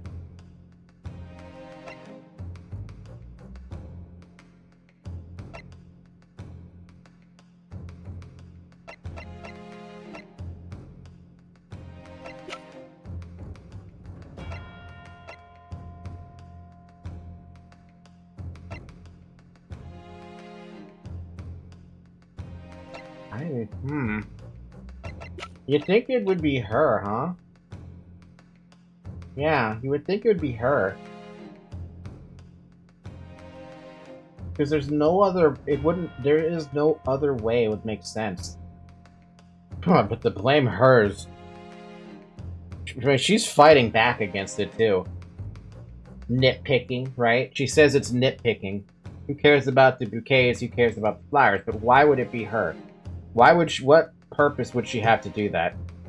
And also, Soseki saw to the effect that the victim fell in front of him. So how does that line up? Yeah, there's no reason for her to do it.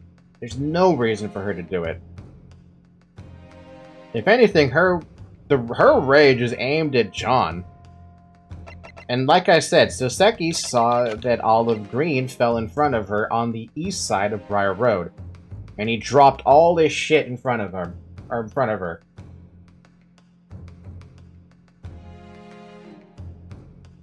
I don't know why, but my...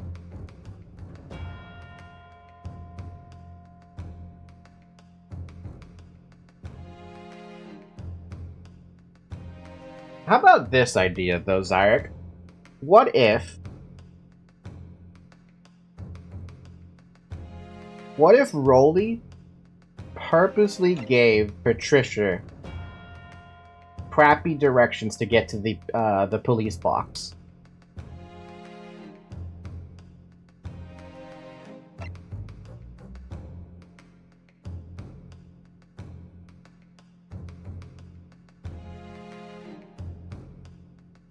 What's the point?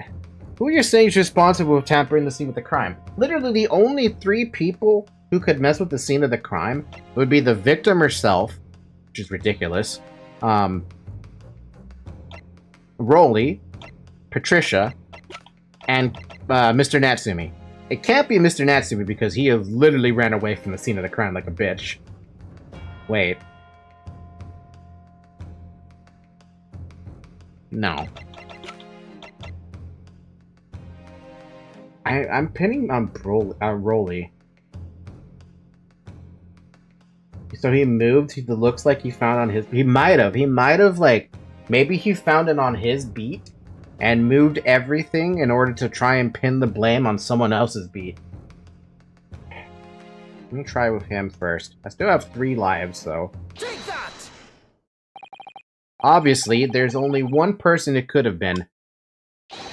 Constable Rolly Beat. It was you. Ooh. Music. What? A policeman? A member of Scotland Yard? What nonsense! Why would my Rolly do something like that? There's no one straighter than my husband. No Bobby works more tirelessly for the people of London. Mrs. B, you said in your testimony that your husband asked you to go to a nearby police box to fetch the officer on duty. The 15 minutes that you were absent from the scene is the only opportunity anyone had to tamper with it. And I was pretty much almost right there. You're making it up. It's all nonsense. It's all lies. What about the Japanese man with the whiskers? I bet it was him. He did it. He ran away, though. If that was true, Constable Beat would have seen him do it. Oh. And forgive me for pointing it out, but when you dropped your bouquet, Mrs. Beat, it was after the defendant had fled the scene. Ah, well. Objection! First, you make accusations about the landlord and his wife, and now you incriminate a policeman as well. I mean, this is so... There's a ring of similarity to Case 5, where we blame the Chief of Police, Damon Gant. But your accusations lack one very important thing. You claim the crime scene was tampered with, but there is only one reason anyone would commit such a reckless crime: to hide something. That's right, he's right, but my husband and I just happened to be there, that's all. So why would we have anything to hide? It doesn't make sense. You've offered no motive for this alleged tampering, and until you do, your accusations are nothing but empty threats. Constable Beat had a very good reason for wanting to tamper with the scene of the crime. That's the key to this entire affair. Mr. Naruhodo, have you managed to solve this mystery? Counsel, you have made a very serious accusation against a London police officer. If you are mistaken, I'm sure I need to not point out your reputation as a lawyer will be irrevocably damaged. With that stark warning in mind, you will now explain to the court what the motive for this alleged tampering. Yes, my lord.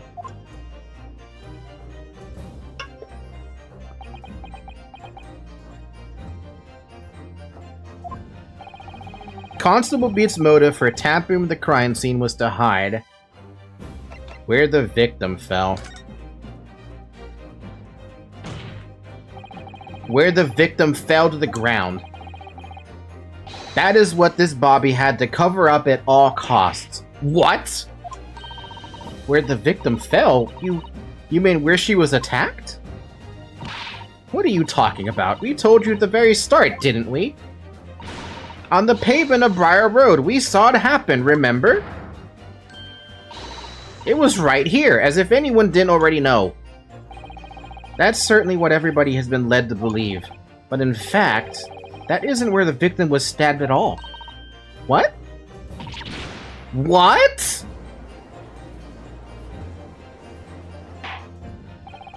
I'm beginning to wonder where this tumultuous trial will end, Counsel. If that's your assertion, then the court is dying to know, my Nipponi's friend.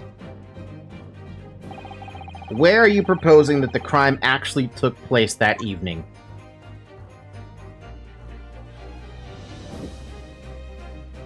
It would have had to been right here, on the other side, right? There's no other way. Especially because, I don't know about you guys, but something about this picture has been bothering me since the very fucking start of the case. Why is the pavement here? Why is all the snow on the pavement moved around? That was the thing that was bothering me. Take that! But that's on the opposite side of the road. I don't understand. On the evening in question, Mrs. Garrideb's book fell directly down from the open window above, and your bouquet, Mrs. Beaton, never moved at all. What did move was the scene of the crime itself. Good gracious! Objection! Perhaps you haven't been listening to the ample testimony the court has heard. But these witnesses both saw the moment the attack took place. That's right, I saw it with my own eyes. It was 5 o'clock in the evening and already dark. There was a typical London fog on the ground. When you saw the incident unfold and ran to the victim's aid, that was actually on the west side of Briar Road. No, that's not true. It can't have been. Constable Beat then arranged for you to be absent for a while by sending you for help.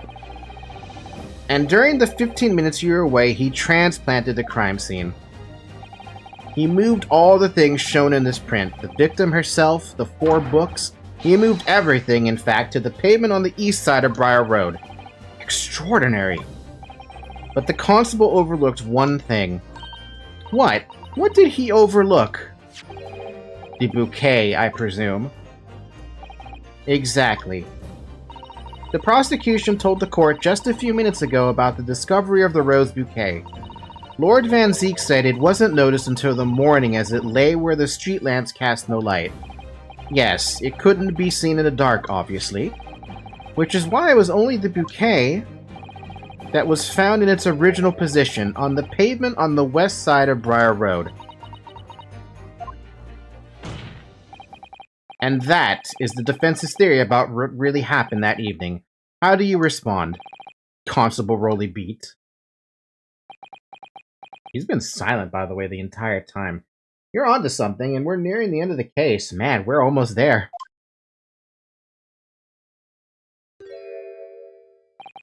Well, I'm very sorry. Didn't mean to nod off again, but I haven't slept properly in a month. Did I miss anything important? Oh, Rolly. It isn't true, is it? What that lawyer said is all lies, isn't it? I know it is, because you're the most upstanding righteous man I know. I had a dream. A terrible dream. All the things I did that night. Everything. Come out. Everything exposed. Only, it seems... it wasn't a dream at all. Good golly! Order! Order! Order! What on earth is the meaning of all this? Oh, Rolly, why? Why would you do something like this? Moving a corpse is... It's a criminal offense, isn't it? Wishing the victim dead should be one too. Constable, explain yourself. Why would you do this? As a respected member of Scotland Yard, your duty is to protect the good people of London Town. I can't say, sir. What? What? I beg your fucking pardon? What? I really am ever so sorry about all this. For damaging the Yard's reputation for everything. He's actually admitting to it. I have a possible explanation for why, on that particular evening, Constable Beat felt compelled to move the scene of the crime. I can think of one reason. What? How could you possibly know? You, a foreigner, presuming to understand the mind of a Scotland Yard policeman? And yet, Lord Van Zeeks, it is this foreigner who has uncovered the startling truth of the matter thus far. Jeez. I believe it would be beneficial to the court to hear this extraordinary young lawyer's theory. Counsel for the defense, if you please. Yes, my lord. Now then, I think you had better show us some evidence. At once, my lord. England, Japan, it makes no difference where you come from. Human emotions are the same. And I think I have a fairly good idea of the feelings behind this man's actions. What gives away the motive for Constable Beat's unthinkable actions? Well, there's two different evidences I could point out. One's the case file about the Beat border. The other thing is about his warrant card.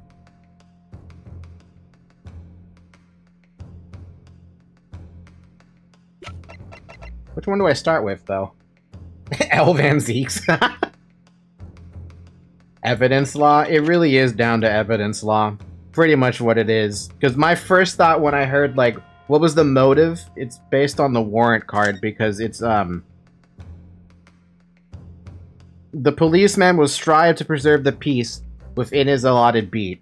And then any crimes fall into the jurisdiction of the beat they were discovered in. I imagine he didn't want to do that.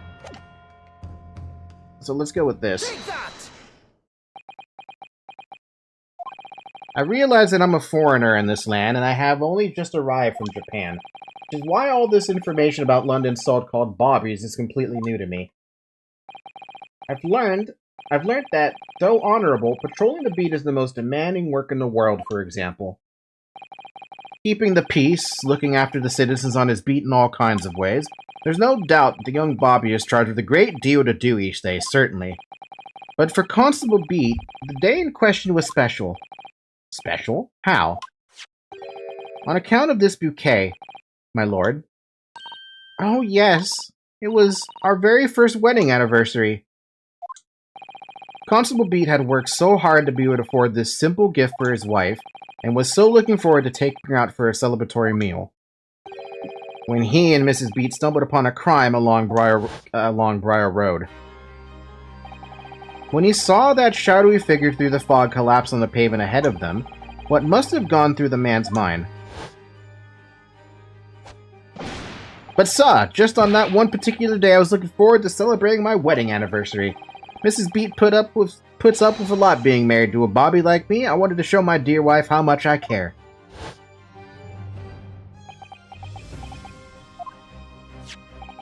This is the warrant card that Constable Beat offered to lend me earlier.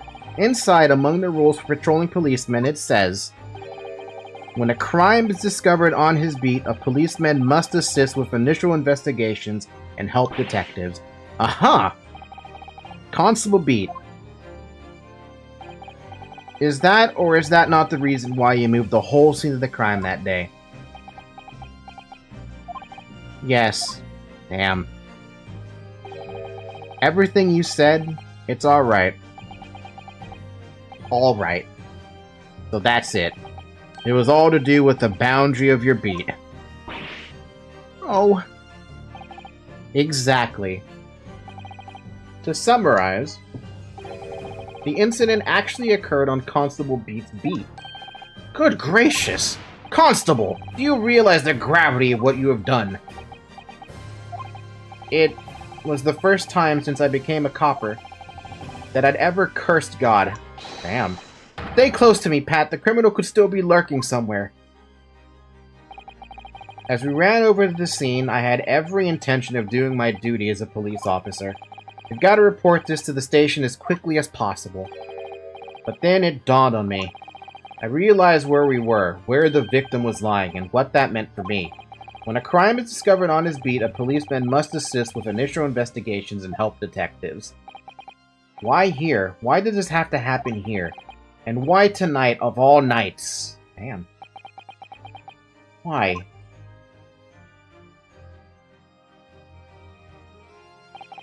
It's a copper's job to guard the scene of the crime, so I told Pat she'd have to go to the nearest police box and fetch whoever was on duty there. It was then, when I opened my mouth to speak, it just came out. I couldn't believe the words that were coming out of my own mouth. This is the next beat to mine, Pat. So you'll have to go to the police box that covers it. Turn right along Mersham Street and then...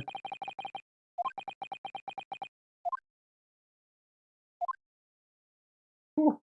Damn.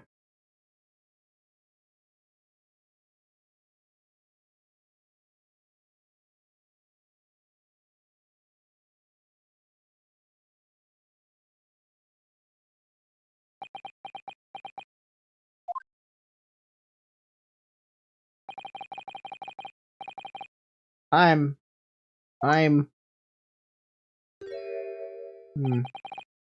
sorry. I'm so sorry. Oh, Constable. I just wanted, just that one night, to take my Patricia out for dinner. Oh, Rolly. Just that one night. You knew that if the incident was on your beat, your evening of celebration would be ruined. And so you decided to move the entire crime scene outside your jurisdiction. Just across the street to the east pavement of Briar Road, which falls under the neighboring beat's care. You see, I thought... Well, I was sure the victim was dead, you see. I beg your pardon. Oh, of course he did! Otherwise, my Rolly would never have left the poor woman on the freezing cold pavement. Ah, I see your meaning now. But God got me back from my sins, didn't he? That's why I missed the rose I bought for Pat. Oh no, Rolly, that was all my fault. I should never have dropped it in such a dark place. I'm so sorry, Rolly.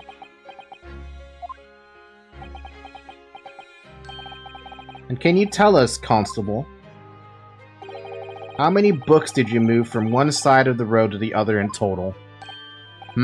Oh, 4 it was. Yes, sir. Definitely. 4. 3 of them dropped by Mr. Natsumi, and the 4th being the one that fell from the window upstairs in the Garadeb household, of course. But what made you place the book in the victim's hand, when all the others were scattered haphazardly around, I mean? Oh, well, sir, that's because that's how I found it. How you found it? What do you mean? When we first ran over to the scene, the victim was already holding the book. Huh? So when I moved everything, I made sure it was still in her hand. You're sure it was this book, The Lion's Pride, that the victim was holding? Oh, yes, sir. No doubt about it, sir. Interesting. A book? That was in the victim's hand when Mrs. Beat first ran over to see what happened. Huh. I thought it was an open and shut case at the time, you see. There were only 2 people at the scene, and Pat and me both saw it happen. However which way you looked at it, it had to be the fellow who ran off who done it, I thought. I couldn't see the harm, really. I didn't think moving at all over the road would make a jot of difference. I suppose this is it for me now. I've had it. Jeez. My lord. Yes, Lord Van Zeeks. I believe that concludes the cross-examination of the witnesses. Constable, you may withdraw. Yes, sir! Mr. Prosecutor, sir, what will become of my Rolly? What will happen to him? For now, you are free to go home. The police will contact you in due course. Please, don't punish my husband. This was all my fault. It's because I'm always moaning at him for coming home late. Leave it now, Pat. Let's go home. I'm tired. Damn. Man is 100% fired. He is fucked. That's it. Alright then, my love. One last thing, Constable. Saw? Let this be a lesson to you. In a criminal investigation, every detail matters, however insignificant it may seem to you. Yes, carve that lesson in your mind. And never again make the mistake of tampering with the scene of a crime. Huh? Never again, sir? You mean to say... Leave, now. This trial is not yet over. Sir! I kinda feel bad for the guy, though. He really just wanted He just wanted one day. I mean, he did fuck with the scene of the crime. That's really bad. Well, quite a startling revelation, I must say. Whoever thought of a third party transplanting the entire scene of a crime like that? Van Zieks is merciful? Yeah, no kidding, right? Indeed, my lord. Nevertheless, there are some immutable facts here. Principally, that the accused, Mr. Soseki Natsume, is the only person who could have possibly committed this crime. Objection. We haven't proved that he's innocent. He's right. No, I disagree. Now that we know the true scene of the incident, there is someone else. Another person could be responsible for the knife in the victim's back. Forgive me for being presumptuous, but I believe the prosecution is probably well aware of this possibility already. Lord Van Zieks, is this true? Even he's aware. Very well. Name the person if you will, and if further investigation is warranted. The prosecution has no objection to the trial continuing.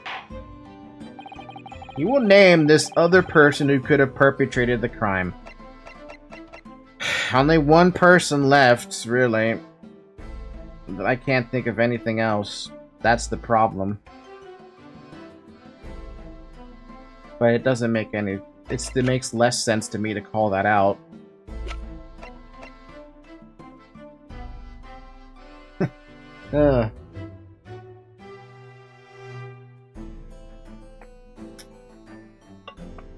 Like I said, it doesn't make any sense to call her out. So, like, why call her out?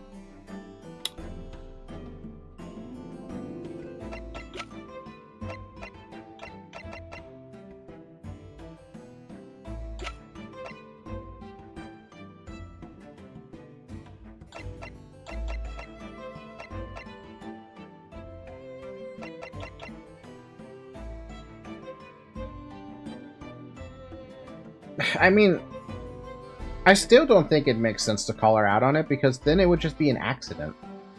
It's just an accident at the end of the day. Domestic abuse accidentally hit a third party. That's pretty much what this comes down to.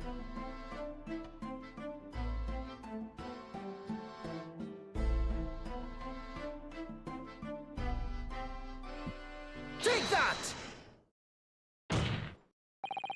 The defense would once again like to request the cross-examination of a new witness, my lord. Once again, my assistant made the same request earlier. In order to finally reveal the truth about this case, it's imperative that we cross-examine juror number 4, Mrs. Joan Garadeb. Me! Me! Oh, dearie me!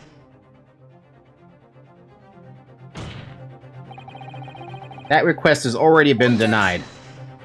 But the situation is very different now. Mrs. Garadeb, answer me this. What do you want now, you little toad? At the time of the incident, you were engaged in a violent argument with your husband, Mr. John Garadeb. In the course of the argument, a minor house fire was ignited. And to clear smoke from the room, your husband opened a window that looks over Briar Road. Well, what of it? You threw this book at your husband when he was cornered with his back against the window. Upon striking the pane of the open top hinge casement window, the book plummeted directly down, finding its way to what we now know to be the true scene of the incident.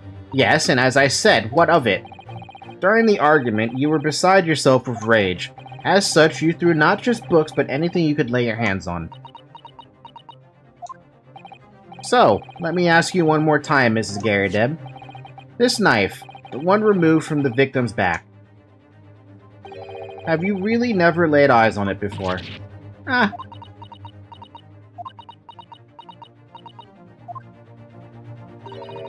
I don't recall it.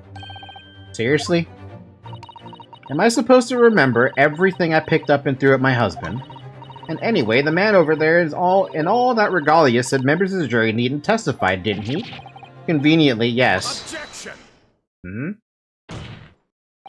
No, I have no recollection of saying that at all, juror number 4. Huh?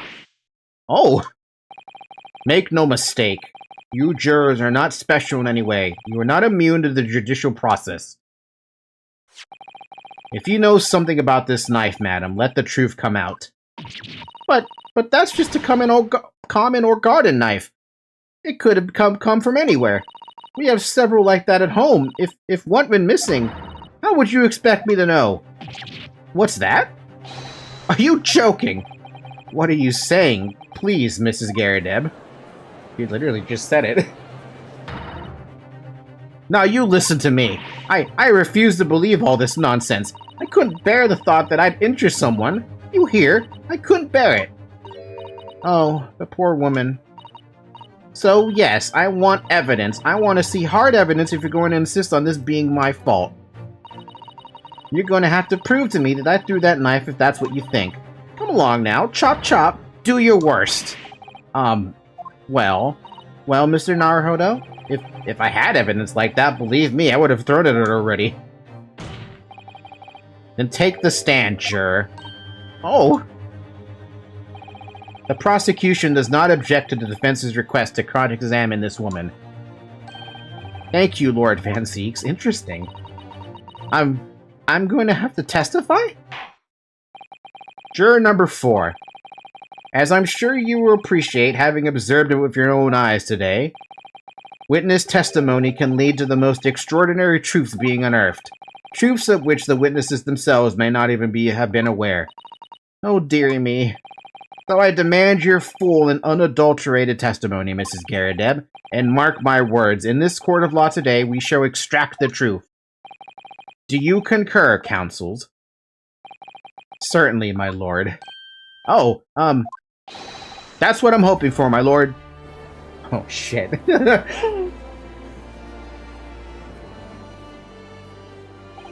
Wait, is the knife chipped because it hit the pane of the window and it landed on the victim? You know, that would be an interesting way for that to happen. But that would also be a shitty knife. Or is it a shitty knife or a very strong window? This is such a strange feeling. For the first time since arriving in this country, it actually feels real.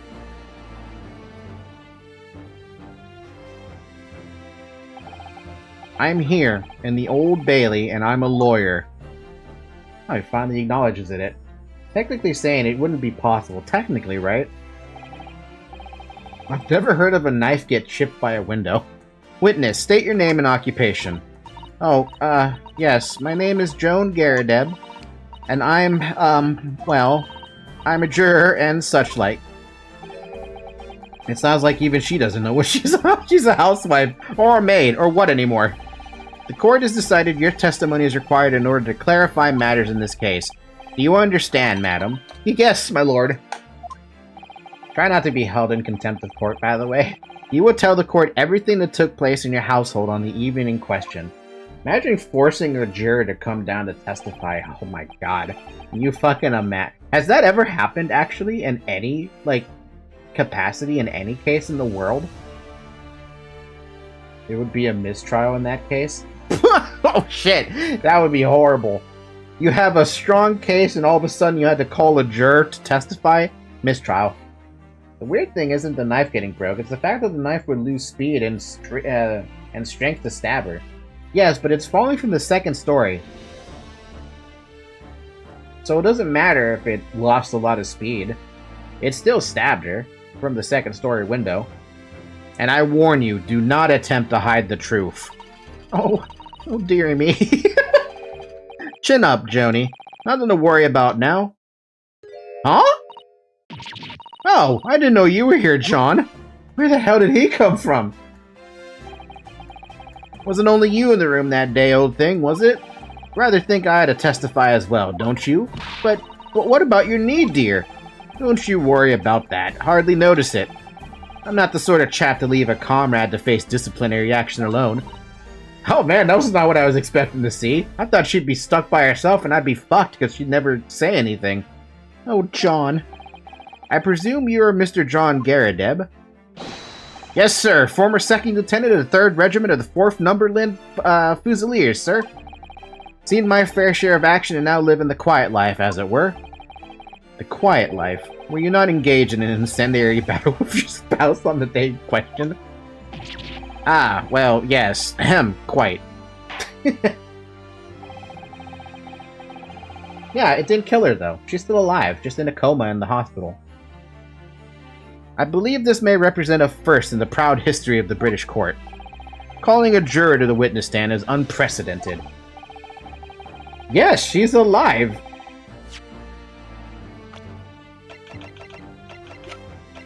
The victim of this case, who was found with a knife in her back, luckily the wounds didn't prove fatal, but the woman remains unconscious in her hospital bed. No, everyone's been saying she's alive. Cyrix for the entire time thought that she was dead. Oh, the officer thought he was dead. No. This guy thought that she was dead. But he didn't know. No, she's been unconscious the entire time. Wow, coma. However, for 3 days, I should mention that. She's been in a coma for 3 days. However, the court will hear your testimony now, juror number 4, and that of your husband. You will recount clearly and concisely the events in your home at the time of the incident in question. Sir, at once. This is interesting. The only thing I saw saying she was alive or dead are the officer saying, maybe you forgot because you were so tired. Maybe? The Battle of Garadeb. The Battle of Garadeb. Yes. On the day you're referring to, the wife and I had a bit of a skirmish. Can't recall the reason now. Knocked a candlestick over and set fire to the carpet. Soon had it out, though, and got the window open. Meanwhile, I was picking up whatever I could find to throw at him. Plenty of knives around our place. Can't say I'd notice if 1 or 2 went missing, I'm afraid. If that bally thing in the victim's back really was one of ours, you'll have a job proving it, I think. Yeah. How am I gonna prove that? It sounds as though it was quite the battlefield in your household that evening. Although an entirely one-sided assault, it seems. The enemy caught us on the hop, sir. Had no choice but to dig in and take defensive measures. To be honest, if the enemy had kept shelling us for another minute, we'd have been toast. Of course, a veteran such as myself is only too aware that in every battlefield, you're just a gnat's whiskers from death at any moment. I love it. Are we still talking about a marital quarrel here? Well, I must say I'm dubious that this testimony will shed any light on the origins of this jackknife. In combat, one's focus narrows such that surroundings are barely noticed. These witnesses may not be able to offer anything more than they have testified already. This may be a dead end. Fanzeeks may well be right. Well, whatever the chances. We only have this one last cross-examination to uncover the truth, Mr. Naruhodo. Yes, I'm afraid so. Very well, counsel. Begin your cross-examination. Shit. It could actually be the very last cross-examination. The Battle of Garadeb. I love that name. The Battle of Garadeb. A skirmish. It's so good. It's such a great line. The reason is that what you told us yesterday, I believe. Yes, that's right. If I remember correctly, it all started because of a note that was tucked into the pages of a book belonging to Mr. Garadeb. A rather passionate note, in fact. But Mrs. Garadeb found a note discovering her husband's little secret. And she gave him a mighty number of slaps across the face for it, too. What a sordid state of affairs. Hell on earth.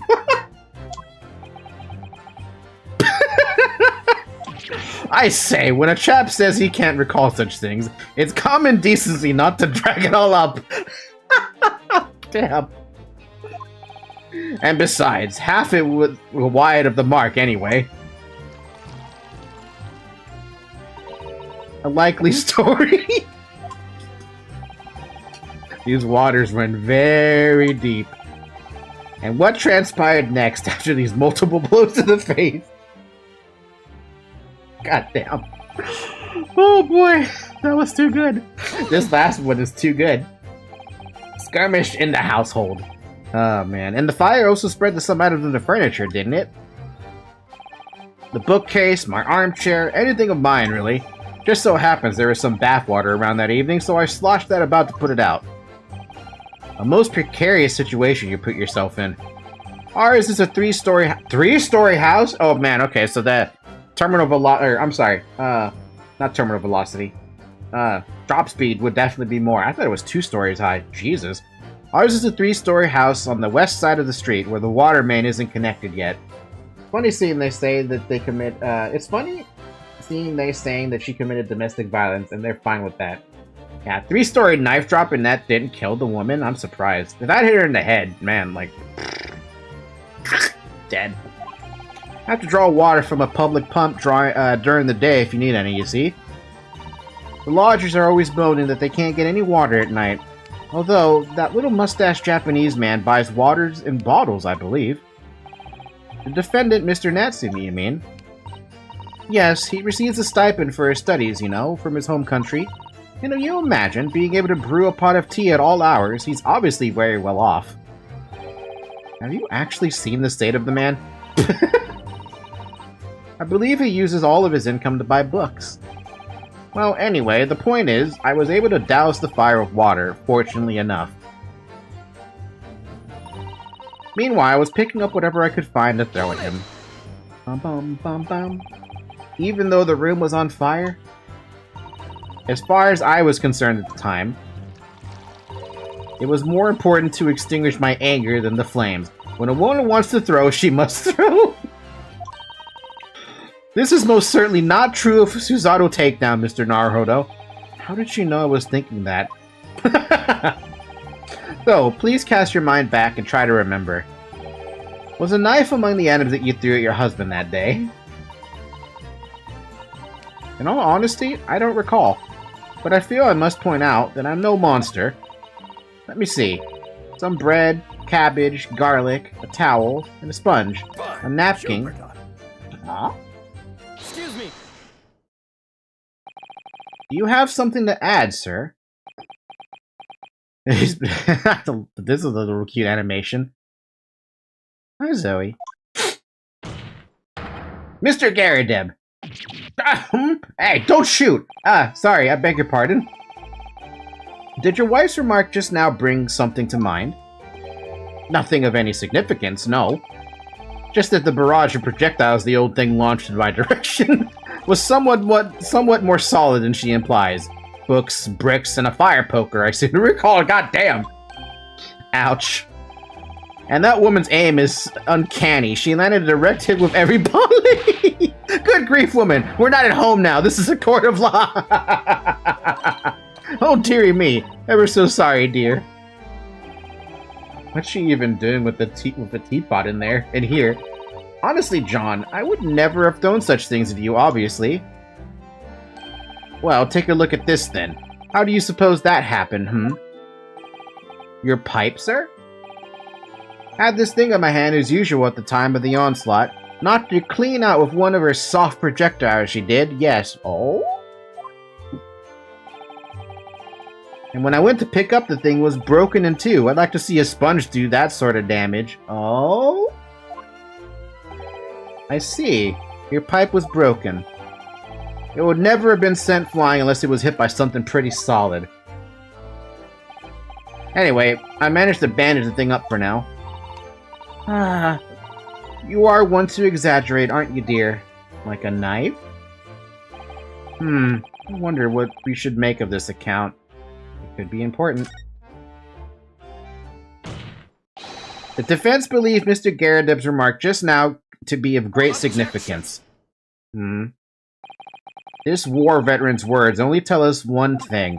Betray a fiery wife and pipes as well as hearts may be broken.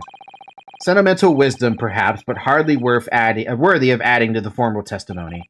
Indeed, common sense, one might say. Might one? In that case, would you at least permit us to examine the pipe, sir? Well, I don't see why not.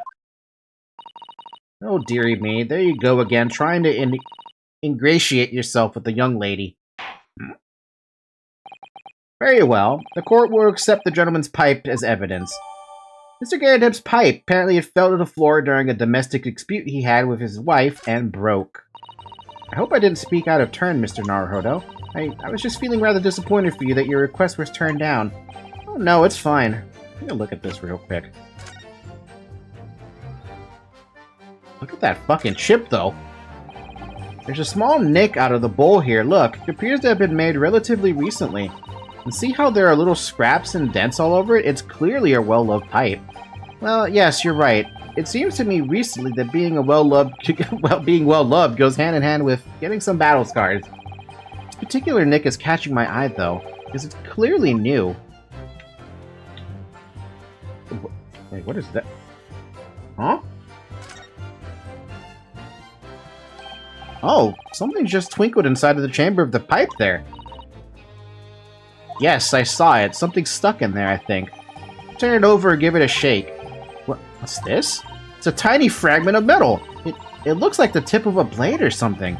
Tip of a blade? Surely it couldn't be. This small piece of metal looks like it might be the tip of a knife blade. It was stuck inside the bowl of Mr. Garrideb's pipe. Well, well, well. How the tables have turned. Looks to be in a sorry state with that bandage around it, doesn't it? But for some reason, it feels slightly ominous to me, like it's trying to shout out a warning. Probably because it's the same blue as Mr. Garrideb's dressing gown. I suppose it must have considerable sentimental value to Mr. Garrideb, given that he's gone to the trouble of repairing it like this. Either that, or we can't afford to replace it. I was not expecting to find that in there. This is the tiny piece of metal we found in the chamber of Mr. Garrideb's pipe. It looks like the tip of a blade or something. The tip of a blade? Is something wrong, Mr. Naruhodo? I don't really know. There's just something niggling me. The hell is that word? But I can't quite put my finger on what it is. Perhaps, in that case, it would be wise to examine some of the other pieces of evidence again. Should we go and examine the knife again? Will it let me? Will it actually say something about it? Man, that's a big knife tip, by the way. Jesus, fuck, that's big. Oh, look here, Mr. Nara, just at the tip. A small piece of the blade appears to be missing. Wait, part of it's missing? Could be wrong, but I've just got a feeling. Remember this? Ah, that's the tiny fragment of metal that we found inside Mr. Garrideb's pipe. Yes, and just maybe. Oh my, it's a perfect fit. Somehow I just knew it. Yep. Thanks to Susato-san, we have some new evidence to work with. We should examine it carefully. Well, thank you for that rebuttal, Mr. Garrideb. Now, if we could return to the crux of the matter, what can you tell the court about the knife used to attack the victim? Only knives around the place. Can't say I've noticed if one or two missing, I'm afraid. I'm gonna go through the rest of the dialogue because I can't. Sorry, would you care to elaborate? Nothing to say, really. Rather, partial to a spot of carving, you see, pipes and whatnot, fishing tackle, you know, that sort of thing. It's a passion we both share. I like to carve little wooden trinkets, too. And then there's my leather work. Sorry to say, we're always losing knives about the place, and we have dozens of the things. They sell them at the market sometimes, 20 for the price of 19. Needless to say, I snap them up, goddamn. John prefers to use 2 knives at meals sometimes, too, instead of a knife and a fork. What the fuck, man? Bomb, do you feel like these two are like Nemi personified with their love for knives? I'm sorry for calling you out, Nemi, if you're here. Now, Joan, we don't want people thinking I'm some kind of Here we go again with the scaldings. Why are they being so evasive? Why don't they just use scissors instead? Do scissors existed back then? When did a scissor first exist? Bomb's gonna make a clip out of what I just said and show it to Nemi, and Nemi's gonna stab me. I imagine it's because they don't wanna believe it. They can't bear the thought that it might have been one of their knives that injured the victim, which is entirely understandable, of course, but still. Go on with your testimony, witness. Sir. Be a bally thing. If that bally thing in the victim's act really was one of ours, you have a job proving it, I think. I can probably prove it now because, yeah. You have no intention of admitting it was your knife unless we can produce proof. Even though there is no other credible possibility if Mr. Natsumi is innocent. Shiori would use scissors everywhere. You forget, my Nipponi's friend, that it has yet to be established that the accused is not responsible for the attack. As if I could forget. Only there is a way, some way to know who handled the knife, but I suppose wizardry like that is just a trick. We don't have fingerprinting yet! It's 2 S's. Perhaps you're thinking of fingerprinting, Mr. Nara. Why the hell do you know that word? What? You mean it's not a dream? That sort of wizardry really exists? Whenever people touch anything, they leave behind a unique pattern from their skin, or so they say. But I can't see anything. There are already countries in the world where these so-called fingerprints can be used as evidence. Lord Strongheart is currently discussing the matter at the Ministry of Justice. What? Yes, I believe we are rapidly approaching an era of scientific methods of investigation. What? My voice cracked there like a little school kid. But for now, we shall have to find an alternative method of proving our assertion. That this knife found in the victim's back was originally in Mr. and Mrs. Garridib's house. Ugh, if only I could transplant this whole incident to several years in the future. That's why you can't touch crime scene evidence. Yeah, because your fingerprints got all over the fucking thing. Like, my fingerprints are all over this controller. If this was used as a weapon, they'd pin it on me. Instantly. That's the extent of their testimony, is it? So, what do you think, Mr. Naruhodo? Well, I think we've heard all this before, to be honest. Can't say I'm particularly confident that we'll be able to prove anything new from this testimony. But in this cross-examination, it's absolutely essential that we establish how this knife came to be at the scene of the incident. Yes, I know. I'm sure both of them must be feeling very worried. Worried that it was in fact a knife belonging to one of them that caused the victim's injury. If we could find even a tiny shred of evidence to support that theory, it would clinch this trial for us. It would explain everything. Now, which piece of evidence do I send? Yes, it would. Though for Saseki-san's sake, we must. We must find that last crucial piece of evidence. Probably the knife tip at that point. I'm gonna hit a game with a save though, just in case, because I only have 3 lives left. And I know I'm only saving because I do intend to use all 3 of those lives, but in case I fail, right? So the only thing I could think of, I mean, there's so many different evidences I could put. I could use the pipe, I could use the fragment of metal. I think I should use the fragment of metal, but I should probably start with the pipe. Objection. No, it's wrong. Okay. What the heck are you doing, Zoe? Bum, bum, bum, bum, bum, bum, bum, I got hurt,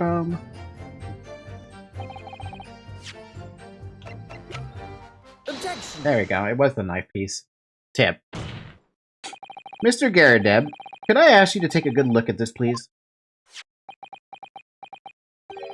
You can ask, but I can't see a bally thing. You can't?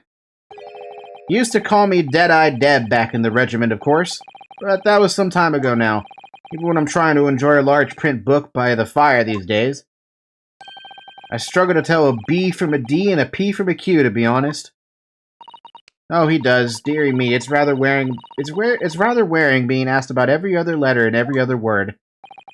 You must D very what the You must be very dizzy. What is that? A tiny scrap of metal? Yes, almost certainly from the tip of a blade. And what may appear at first to be just a tiny scrap is in fact a crucial piece of evidence. Interesting.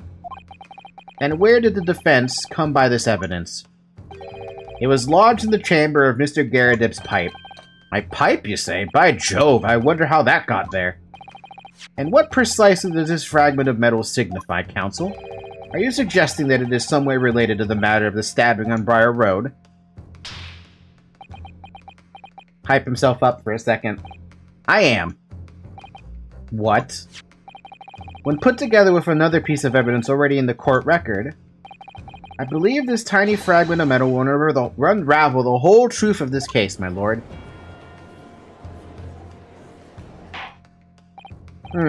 You appear rather confident in that extraordinary statement, Counsel. Very well, then. Present the pertinent evidence to the court. What evidence, when paired with this fragment of metal, allegedly reveals the truth of this entire case? Take that! Knife, obviously. This is the knife that was found in the victim's back. If you look closely, you will see that there is a small piece at the tip of the blade that is missing. A common issue with inferior blades sold on unsavory street markets. Criminals who use them regularly leave the tips lodged in their victims' bones. That's common? And what of this particular knife? No doubt its tip has suffered a similar fate, now languishing somewhere near the spine of the victim. No, that's not the case. The tip of this particular knife's blade is the very fragment of metal we discovered in the chamber of Mr. Garridib's pipe. Ah! Oh, he actually cuts a hit! Good grief! Lord Van Zeeks? I don't believe it. The knife from the crime scene and this fragment of metal are a perfect match. Good golly gosh! Order! Order! Order! Is this some sort of Eastern sorcery? This is no magic, my lord. This is a miracle. A miracle? So Van Zeeks has figured it out, has he? Counsel, explain this extraordinary coincidence at once. Yes, my lord. The crucial point we have to ask ourselves here is, when did the fragment of metal find its way inside Mr. Garridib's pipe? Something that was clarified for us is in the most recent witness testimony. Had this thing in my hand as usual at the time of the onslaught. Knocked it clean out with one of her soft projectiles, she did. Yes. It would have never been sent flying unless it was hit by something pretty solid. God. Oh. Dearie me. During the argument between those two that occurred just as the victim was on the pavement below, Mrs. Garridib flung this knife at her husband. However, the knife missed Mr. Garridib, instead striking the pipe in his hand at the time, which caused the tip to break off, of course. Good lord! Yes, and that is when the tiny tip of the blade found its way inside Mr. Garridib's pipe. The chances of that are 1,000,000 to 1! And yet there's no other credible explanation for how the tip of the blade ended up in your pipe. Then, after losing its tip, the knife ricocheted off the pipe and flew out the open window. Aha. In short, this knife, which fell from the window of the Garridib's house, is the very same knife that struck the victim in the middle of the back on the street below. Oh gosh, oh dear, oh... No! Objection! What now? What now? What do you have left to say, man? A full-bodied theory, I'll give you that. A complex bouquet of seemingly trivial points, plausibly arranged to create an almost passable vintage.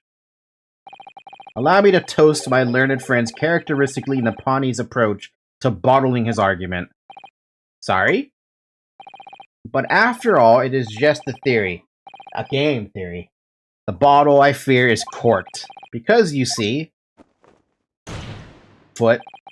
It's spoiled by an insurmountable inconsistency. An insurmountable? What? What's the inconsistency, though? Or advanced Zeeks, explain yourself. What is this inconsistency you have claimed to identify? An inconsistency of the simplest nature, my lord. The victim was found with the knife planted in the middle of her back. I could explain that, too. Yes, in her... That's right, you silly little man. Now, Jono thing, what are you getting so excited about? Let us consider the basic facts of the case once more. The victim was walking along the pavement before being stabbed in the back and falling to the ground. The knife that struck her had fallen from above. There's no possible way it could have planted itself into the victim's back. I could explain that, though. It's the book. I just realized that Garrideb's back is burnt still.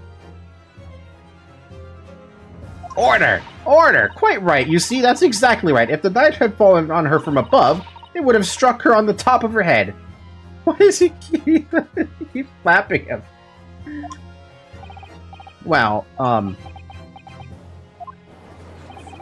he's lost for words. Look. I knew it. I never liked his theory in the first place. I don't know, though. What really did happen? Yeah, see? She bent down to pick up the book and the knife hit her in the back. It appeared the defense has made a rather spectacular blunder. If a theory has even one inconsistency, it cannot stand. Your theory, my learned friend, is history.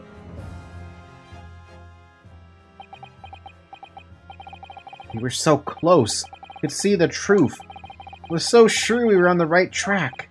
But now the way has been blocked completely by just one simple inconsistency.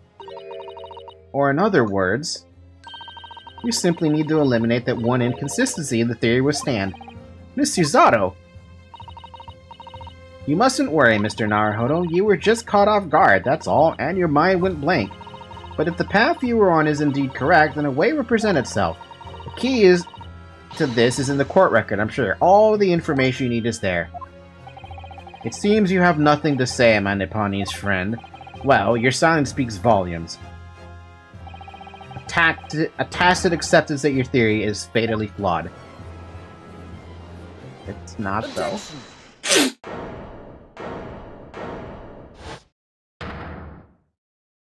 He's objecting right there. This inconsistency doesn't mean I was on the wrong track. It means that I need to sharpen my mind and dig deeper for the truth. It's a test. Yes. If the knife fell on the victim from above, there's no way it could have hit her in the middle of her back. Under normal circumstances, that is. What are you implying? Counsel? There is a piece of evidence in the court record that can explain this inconsistency. That can explain how the knife that fell from above could have pierced the victim's back. You already have the answer. Goodness! Utter madness! Surely this must be the last time. Counsel, present the evidence in which you speak. This is the last inconsistency, the final piece in the puzzle. If I can successfully make sense of this, the truth will be laid bare at last. The evidence that explains how the falling knife became lodged in the victim's back is...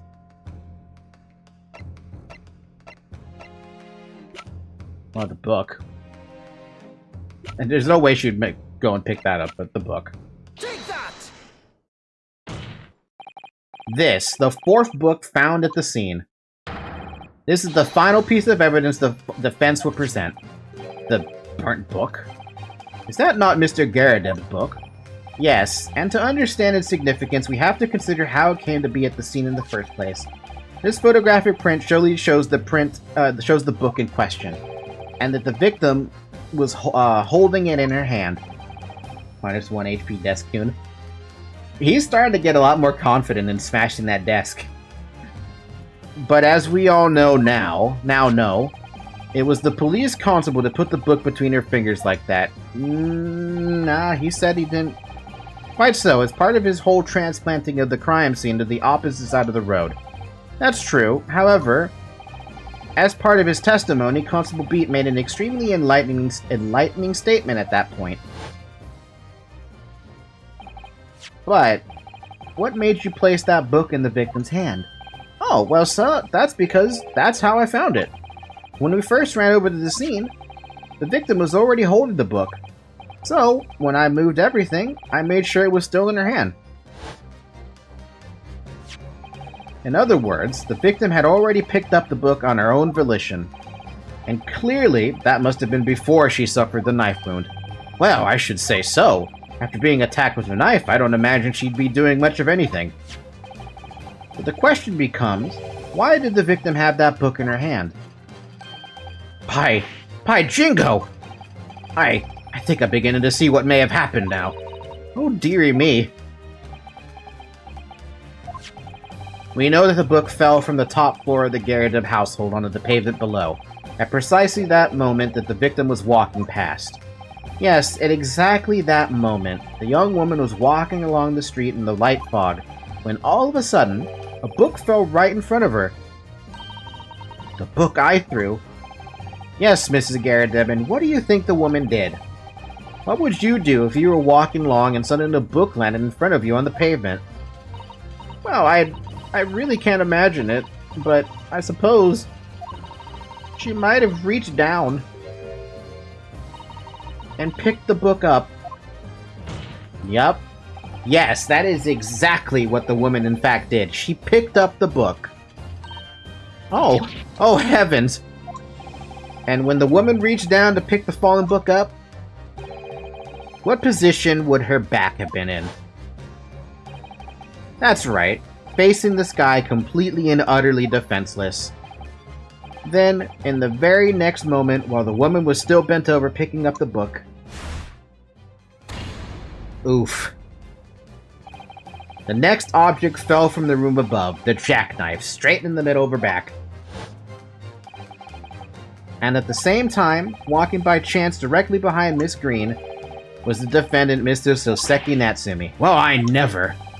It appeared to Mr. Natsumi that the woman simply collapsed on the floor. In the dark and the fog, he didn't see the knife falling on her from above. Ah! And from the other direction, the constable and his wife saw no one but the victim and her apparent attacker. So there was never a real culprit to run from the scene in the first place.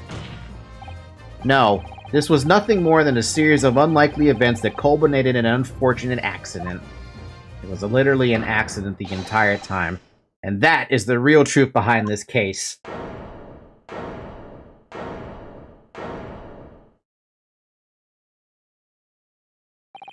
Well, Mr. and Mrs. Garrideb. They have nothing to say. The very first time you showed me that knife, I had my suspicions. I wondered if perhaps it might have been something like that. There, old bean. Poor Mrs. Garrideb. Of course, I never meant for anything of that sort to happen, but it was all my fault, wasn't it?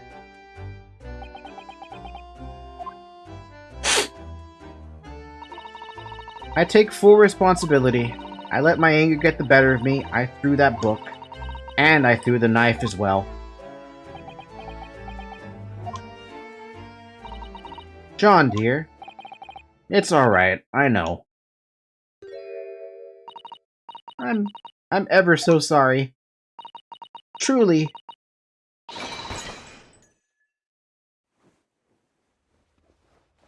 That's the second time she's fainted now. Oh, nice catch!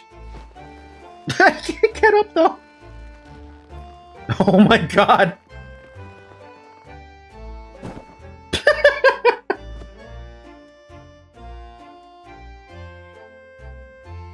Well, we figured it out. It was a fucking accident. Lord Van Zeeks, what news of Mrs. Garrideb? She's been taken to the infirmary. It would appear that today's events had left her in an especially flustered state. However, I believe she will recover in due course. There is no cause for concern. Yes, unbeknownst to themselves, they caused what could easily have been a terrible tragedy. They shall have to prepare themselves for the consequences of their actions. There is some good news, however, my lord. I have just had word from the hospital where the victim is being treated. Her condition is improving steadily, and the doctor believes she will regain consciousness soon. Ah, good. It's strange. We've been talking about the victim all this time, but we've never once met her. How wonderful. The woman is out of danger, it seems. Yes, that is good news.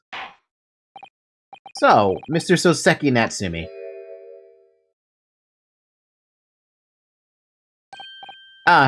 Yes.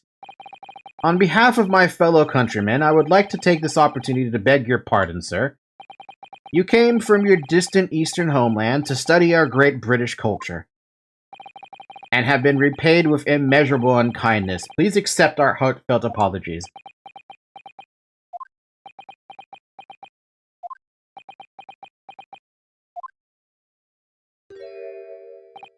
No, it is me who should be begging your pardon. Oh no, Mr. Natsumi. That evening, when the young woman just collapsed on the pavement before my eyes, I jumped to the wrong conclusion again, in my confusion. What conclusion, sir? I was sure that the woman was dead. Yes, Constable Beat said the same thing, didn't he? He thought she had been killed too. I suppose she must have looked completely lifeless.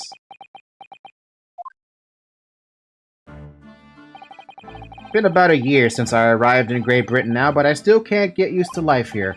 I can't relax. I'm sure there are evil spirits lurking in the fog, like they're haunting me. Poor Soseki-san, his imagination really has got the better of him. Yes, poor man. So when it happened, I thought the young woman had been taken by the fog spirits. I should have never dropped my books like that and run away. I should have called for help, for a doctor, for the police! Instead, I've managed to create a rift in the relationship of trust between our two empires. And for that, I am truly sorry. Hey, why is, Mr. Garrideb in the jury seat now? One could indeed say that some sort of mischievous spirit has been at work here, I think. One that created a chain of unfortunate mishaps. You were befooled by this spirit and led to false conclusions. But thanks to Lord Van Zeeks and our young lawyer here from the east, that chain has now been broken and the spirit exorcised. I heartily commend you both. Oh. Now then, ladies and gentlemen of the jury. Yes, my lord. In concluding this trial, I must ask one last time for your decisions regarding the defendant's culpability. Are you ready to present your findings to the court? As the foreman of this jury, I can assure you we've reached a fair and just conclusion. I do declare the truth could be extremely cruel at times. Well, I didn't suspect the woman next to me, that's for sure. Sitting in for the old bean while she's out of action, you know, but I know what her decision would be. Does this mean I'll finally be able to get out of here and start work? Well, it's about time. I say, I'll have a corker of a story to tell the grandchildren when I get home, won't I? Very well, ladies and gentlemen of the jury, I hereby demand your final decisions. Mr. Foreman. Not guilty. Not guilty. Not guilty. Not guilty. Not guilty. Not guilty. I love it.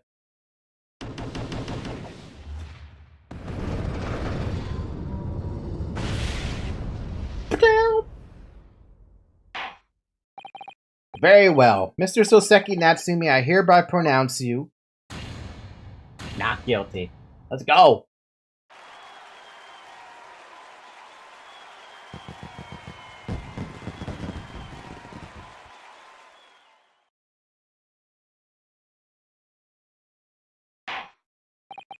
And finally, Mr. Natsumi. Oh, yes, Lord Sir. You are now a free man once more. It is my hope that you will continue to further your education in British culture. And may you never again be brought before me. Oh yes, sir, of course. On my life, I swear I'll never set foot in a courtroom again. transported to tears! Thank you, counsels. Court is adjourned. Now to case 5, which I would say is good as the Trials and Tribulations case 5. Damn, that's damn. That's high praise right there, dude. The Old Bailey, defendant's antechamber. Oh, locum. Wait, you mean me? Of course! Is there another locum here? Is there even one? Compared to the original locum student, Mr. Naruhodo Esquire, your name has become rather short, hasn't it? What's wrong with using my actual name? Oh, at last, I'm free! I'm free! Joyful, joyous, jubilant jubilation! Heady, hearty happiness, hoorah! Oh, I am pleased. Mr. Natsumi is delighted. Would it be so hard just to say that, then? Locum, you did it! You saved me from the brink! Well, what happened to the poor woman was in no way your fault, after all. I'm just glad everyone can see that now. No, not that! Lovely, loyal locum lawyer! Great Ace Attorney 2 Case 5 is better than the next case. Ah? Damn. Yes? I mean, as I said before, I have just never got used to life here in Great Britain. Every time I look over my shoulder, I see foreigners. I see towering brick buildings. And from high up windows, I see them looking down on me, laughing. Look at that little hunchback. Oh dear, I'm sure it's all in your head, Mr. Natsumi. But today, you, locum lawyer, gave my gloom the boot. You stood firm behind that baronial bench. Baronio? Before all those babbling British. You battled to the bitter end, laying bare the baffling truth.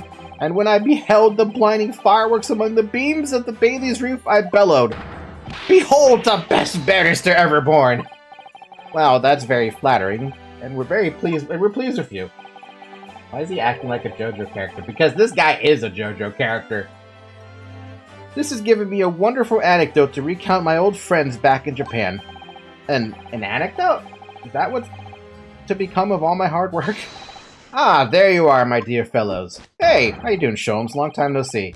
I apologize for keeping you waiting. I rose late this morning. Oh, Mr. Sholmes, what a pleasure to see you. I see I am here not a moment too soon. A disaster has been averted, I'm glad to say. Oh! The trial shall begin presently, Mr. Naruhodo, and I wish you the very best of luck. It's just finished. What? No! Then my haste was in vain? Arg, it's you! Herlock Sholmes! Hairlock. Oh, have we met, sir? This is Mr. Natsumi, the man you had arrested, Mr. Sholmes. Ah, I see. I failed to recognize you at first. Our previous encounters have taken place in the gloom, either of your bleak lodgings or that prison cell. I simply couldn't place that curious face in the light. Charming. This is all your fault, Hairlock Sholmes. You're the reason I had to go through this terrible ordeal. I'm going to give you a piece of my mind. My apologies, sir, but I assure you, I have placed you now. Placed what? I have placed you now? You're the fellow who abandoned that poor young lady and ran off, are you not? Shut down. Had she been taken to the hospital more urgently, I feel perhaps she would have regained consciousness by now. Oh. But it was unavoidable, I'm sure. We are but human after all. Anyone would have been shaken by such an experience.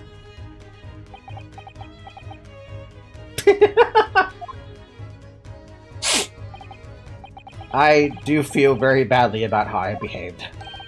Well, never mind. Now then, what was it that you wanted to say to me, sir? Nothing. Priceless. Oh, I am sorry, really, but that was quite priceless. Poor Suseki-san. God. Still, on the bright side, you've had an extremely entertaining experience without paying a penny. And, it would seem, you were not even found guilty. But there is no bright side. Whatever do you mean, Mr. Natsumi? Even after this, I'm still cursed by the spirits, and now by the Reaper! Ah, Lord Van Zeeks. Haven't forgotten, you know, what facing that man in court means. Even if you're found not guilty, you're still doomed! It will be alright, Mr. Natsumi. If the Reaper appears trying to make trouble, I will protect you. Hi-ya! Oh, for God's sakes, why are you testing it on me? With a perfectly executed Suzato takedown. Much as I like being turned on my head, a bit of warning might be nice next time, Miss Suzato. The Reaper is still after him. Will he actually be, though? Is the Reaper of the Bailey Van Zeeks actually a murderer? So, Mr. Natsumi, what do you intend to do now? You mentioned something about recounting your experiences to your friends back in Japan?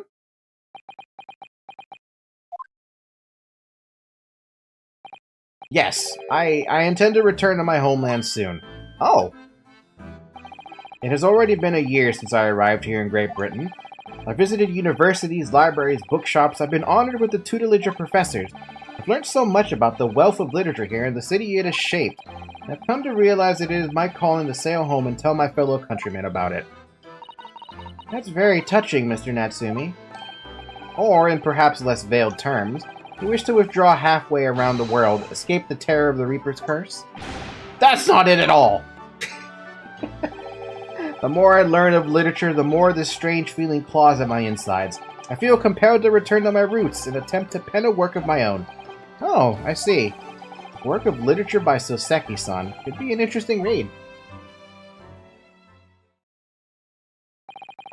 And what about Miss Suzato and yourself, Mr. Naruhodo? Sorry, what about us? Imagine that flip killed Ryu. Sometimes I wonder if it would ever actually kill him. But you return to Japan alongside your mustache compatriot. Why would we? A week has not yet passed since we arrived in London. And only now does it feel as though we have finally found our feet. And you are accommodated in a hotel at present, are you not? That's right, but we need to find lodging before it bankrupts us.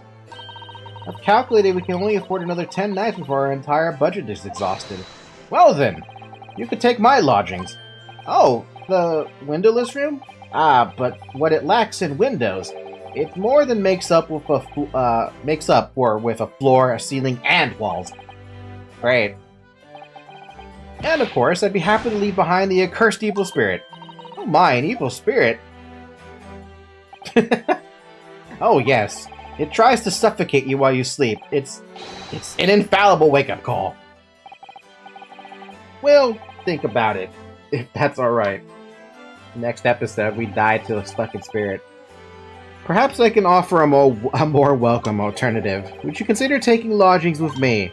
Really? I had a feeling he was going to suggest that. Well, vacancy has conveniently presented itself.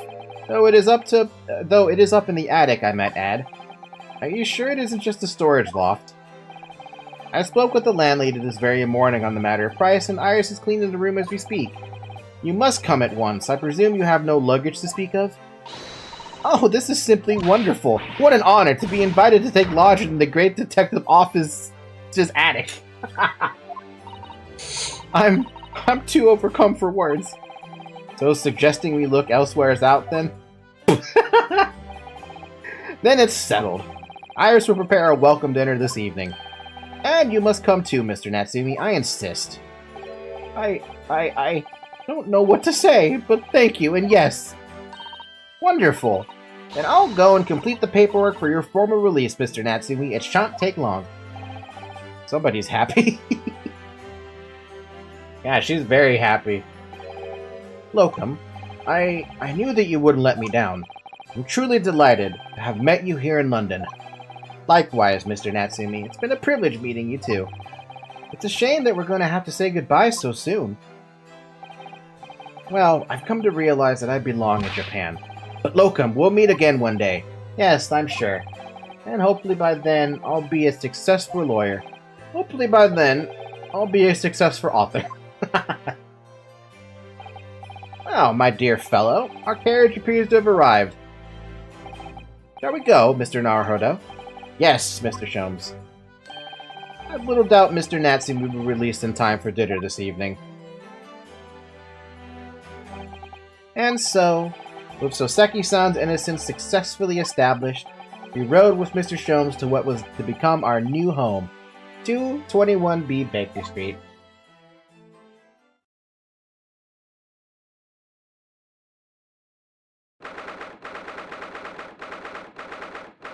Hour and a half passed to get here. The attic room. Can you really call it an attic room? I'd just call it the attic. So this is to be our new office, yes. Our office? I rather like the sound of that. Me too. It's simply wonderful, isn't it? I hope you can see this, Kazuma. It's only a small step, but I'd like to think we're getting a little closer to your dream now. I still don't actually know what his mission was.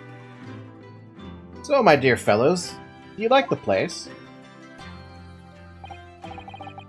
So casual. Ah, Mr. Sholmes, yes, thank you very much. It's a delightful room, Mr. Sholmes. I simply adore it. I feel like she would even adore living in a goddamn closet. Good, I'm pleased to hear it. Iris and I are delighted to welcome you. I hope everyone's hungry. It's nearly time for dinner.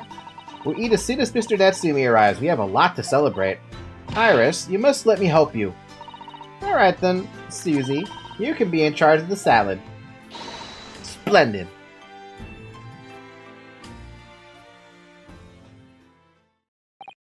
So, Mr. Naruhodo, how does it feel to have your own office in the capital? It's very exciting, actually. I can't help wondering what adventures await us. Those were precisely my sentiments when I first established my office at these premises. Until I discovered the dark truth about the city of London, that is. Sorry? London is a glorious place, full of wonder, opportunity, prosperity, and mirth. But the brightest of lights cast the darkest of shadows. Shadows? What do you mean? Well, I believe you're well aware of the murkiness that lies behind London's facade already. So, once again, Mr. Naruhodo, welcome to London.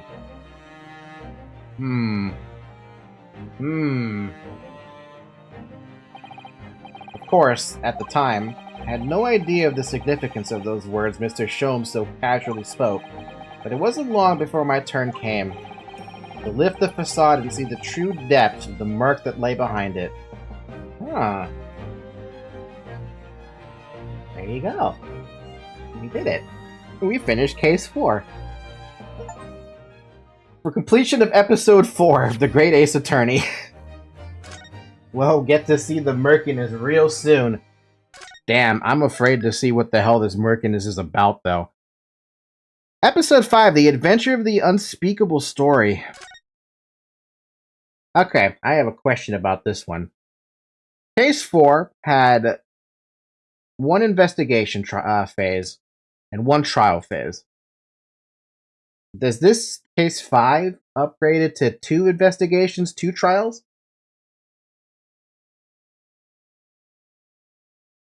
That's the only question I have. I imagine that's not spoilery. One long investigation, one long trial. Ah, shit. The Adventure of the Unspeakable Story, The Hound of the Baskervilles. A hound it was, but not such a hound as any mortal has ever seen. Its eyes glowed with a smoldering glare. The whole of its ox-sized body was outlined in a white-hot flames. Like the only thing that actually has any flavor text on top of it. Interesting. I have another question, though. I have Great Ace Attorney Chronicles. Do I have more? No. I thought there were... Is there only 5 episodes in this game?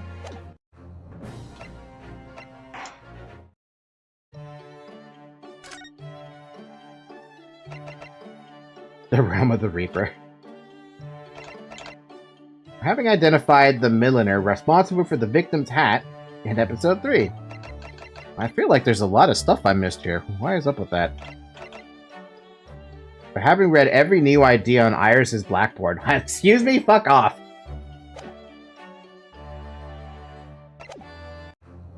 Go back? Go back where? Go back how far? This selection? Select adventure. Oh! Oh shit. Ooh, that music though.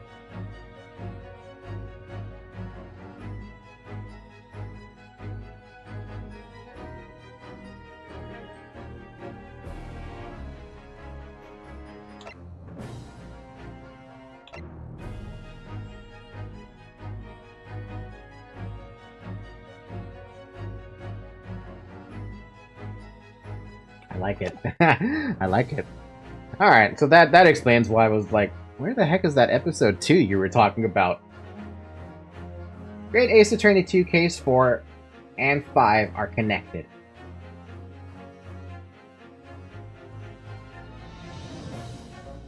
I got a question then. Does that second... I'm sorry, does the Great Ace Attorney 2... Is it harder than 1? Does it keep upgrading the cases in difficulty? Or is it like... Does case 1 start slow? Like, wow.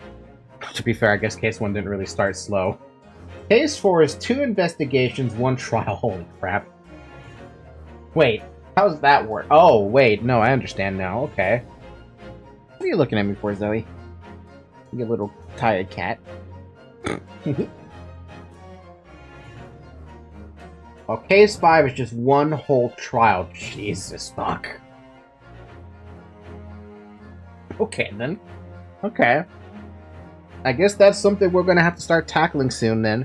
But next week, we'll tackle case 5, for sure. Whew.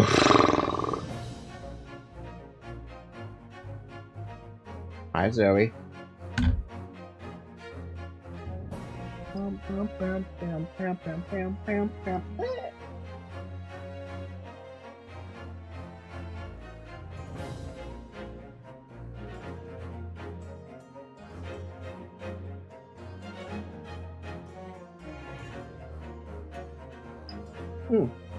So, Ace Attorney 1 was finished now? Nah, we still have 1 more case. We have case 5s to still go through. We'll tackle that next week, though, because I don't want to kill my voice. So I remember the first time I did, or the first weekend I tried to do Case Attorney. The first weekend I tried to do Ace Attorney and trying to talk through all that. I lost my voice on Monday. I lost my voice after that. I'm like, shit, man, I can't go hours at a time on this game. That's a lot of talking.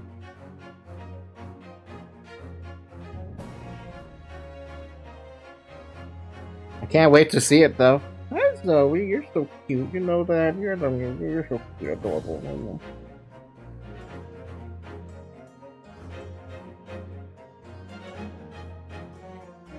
I'm petting her face right now.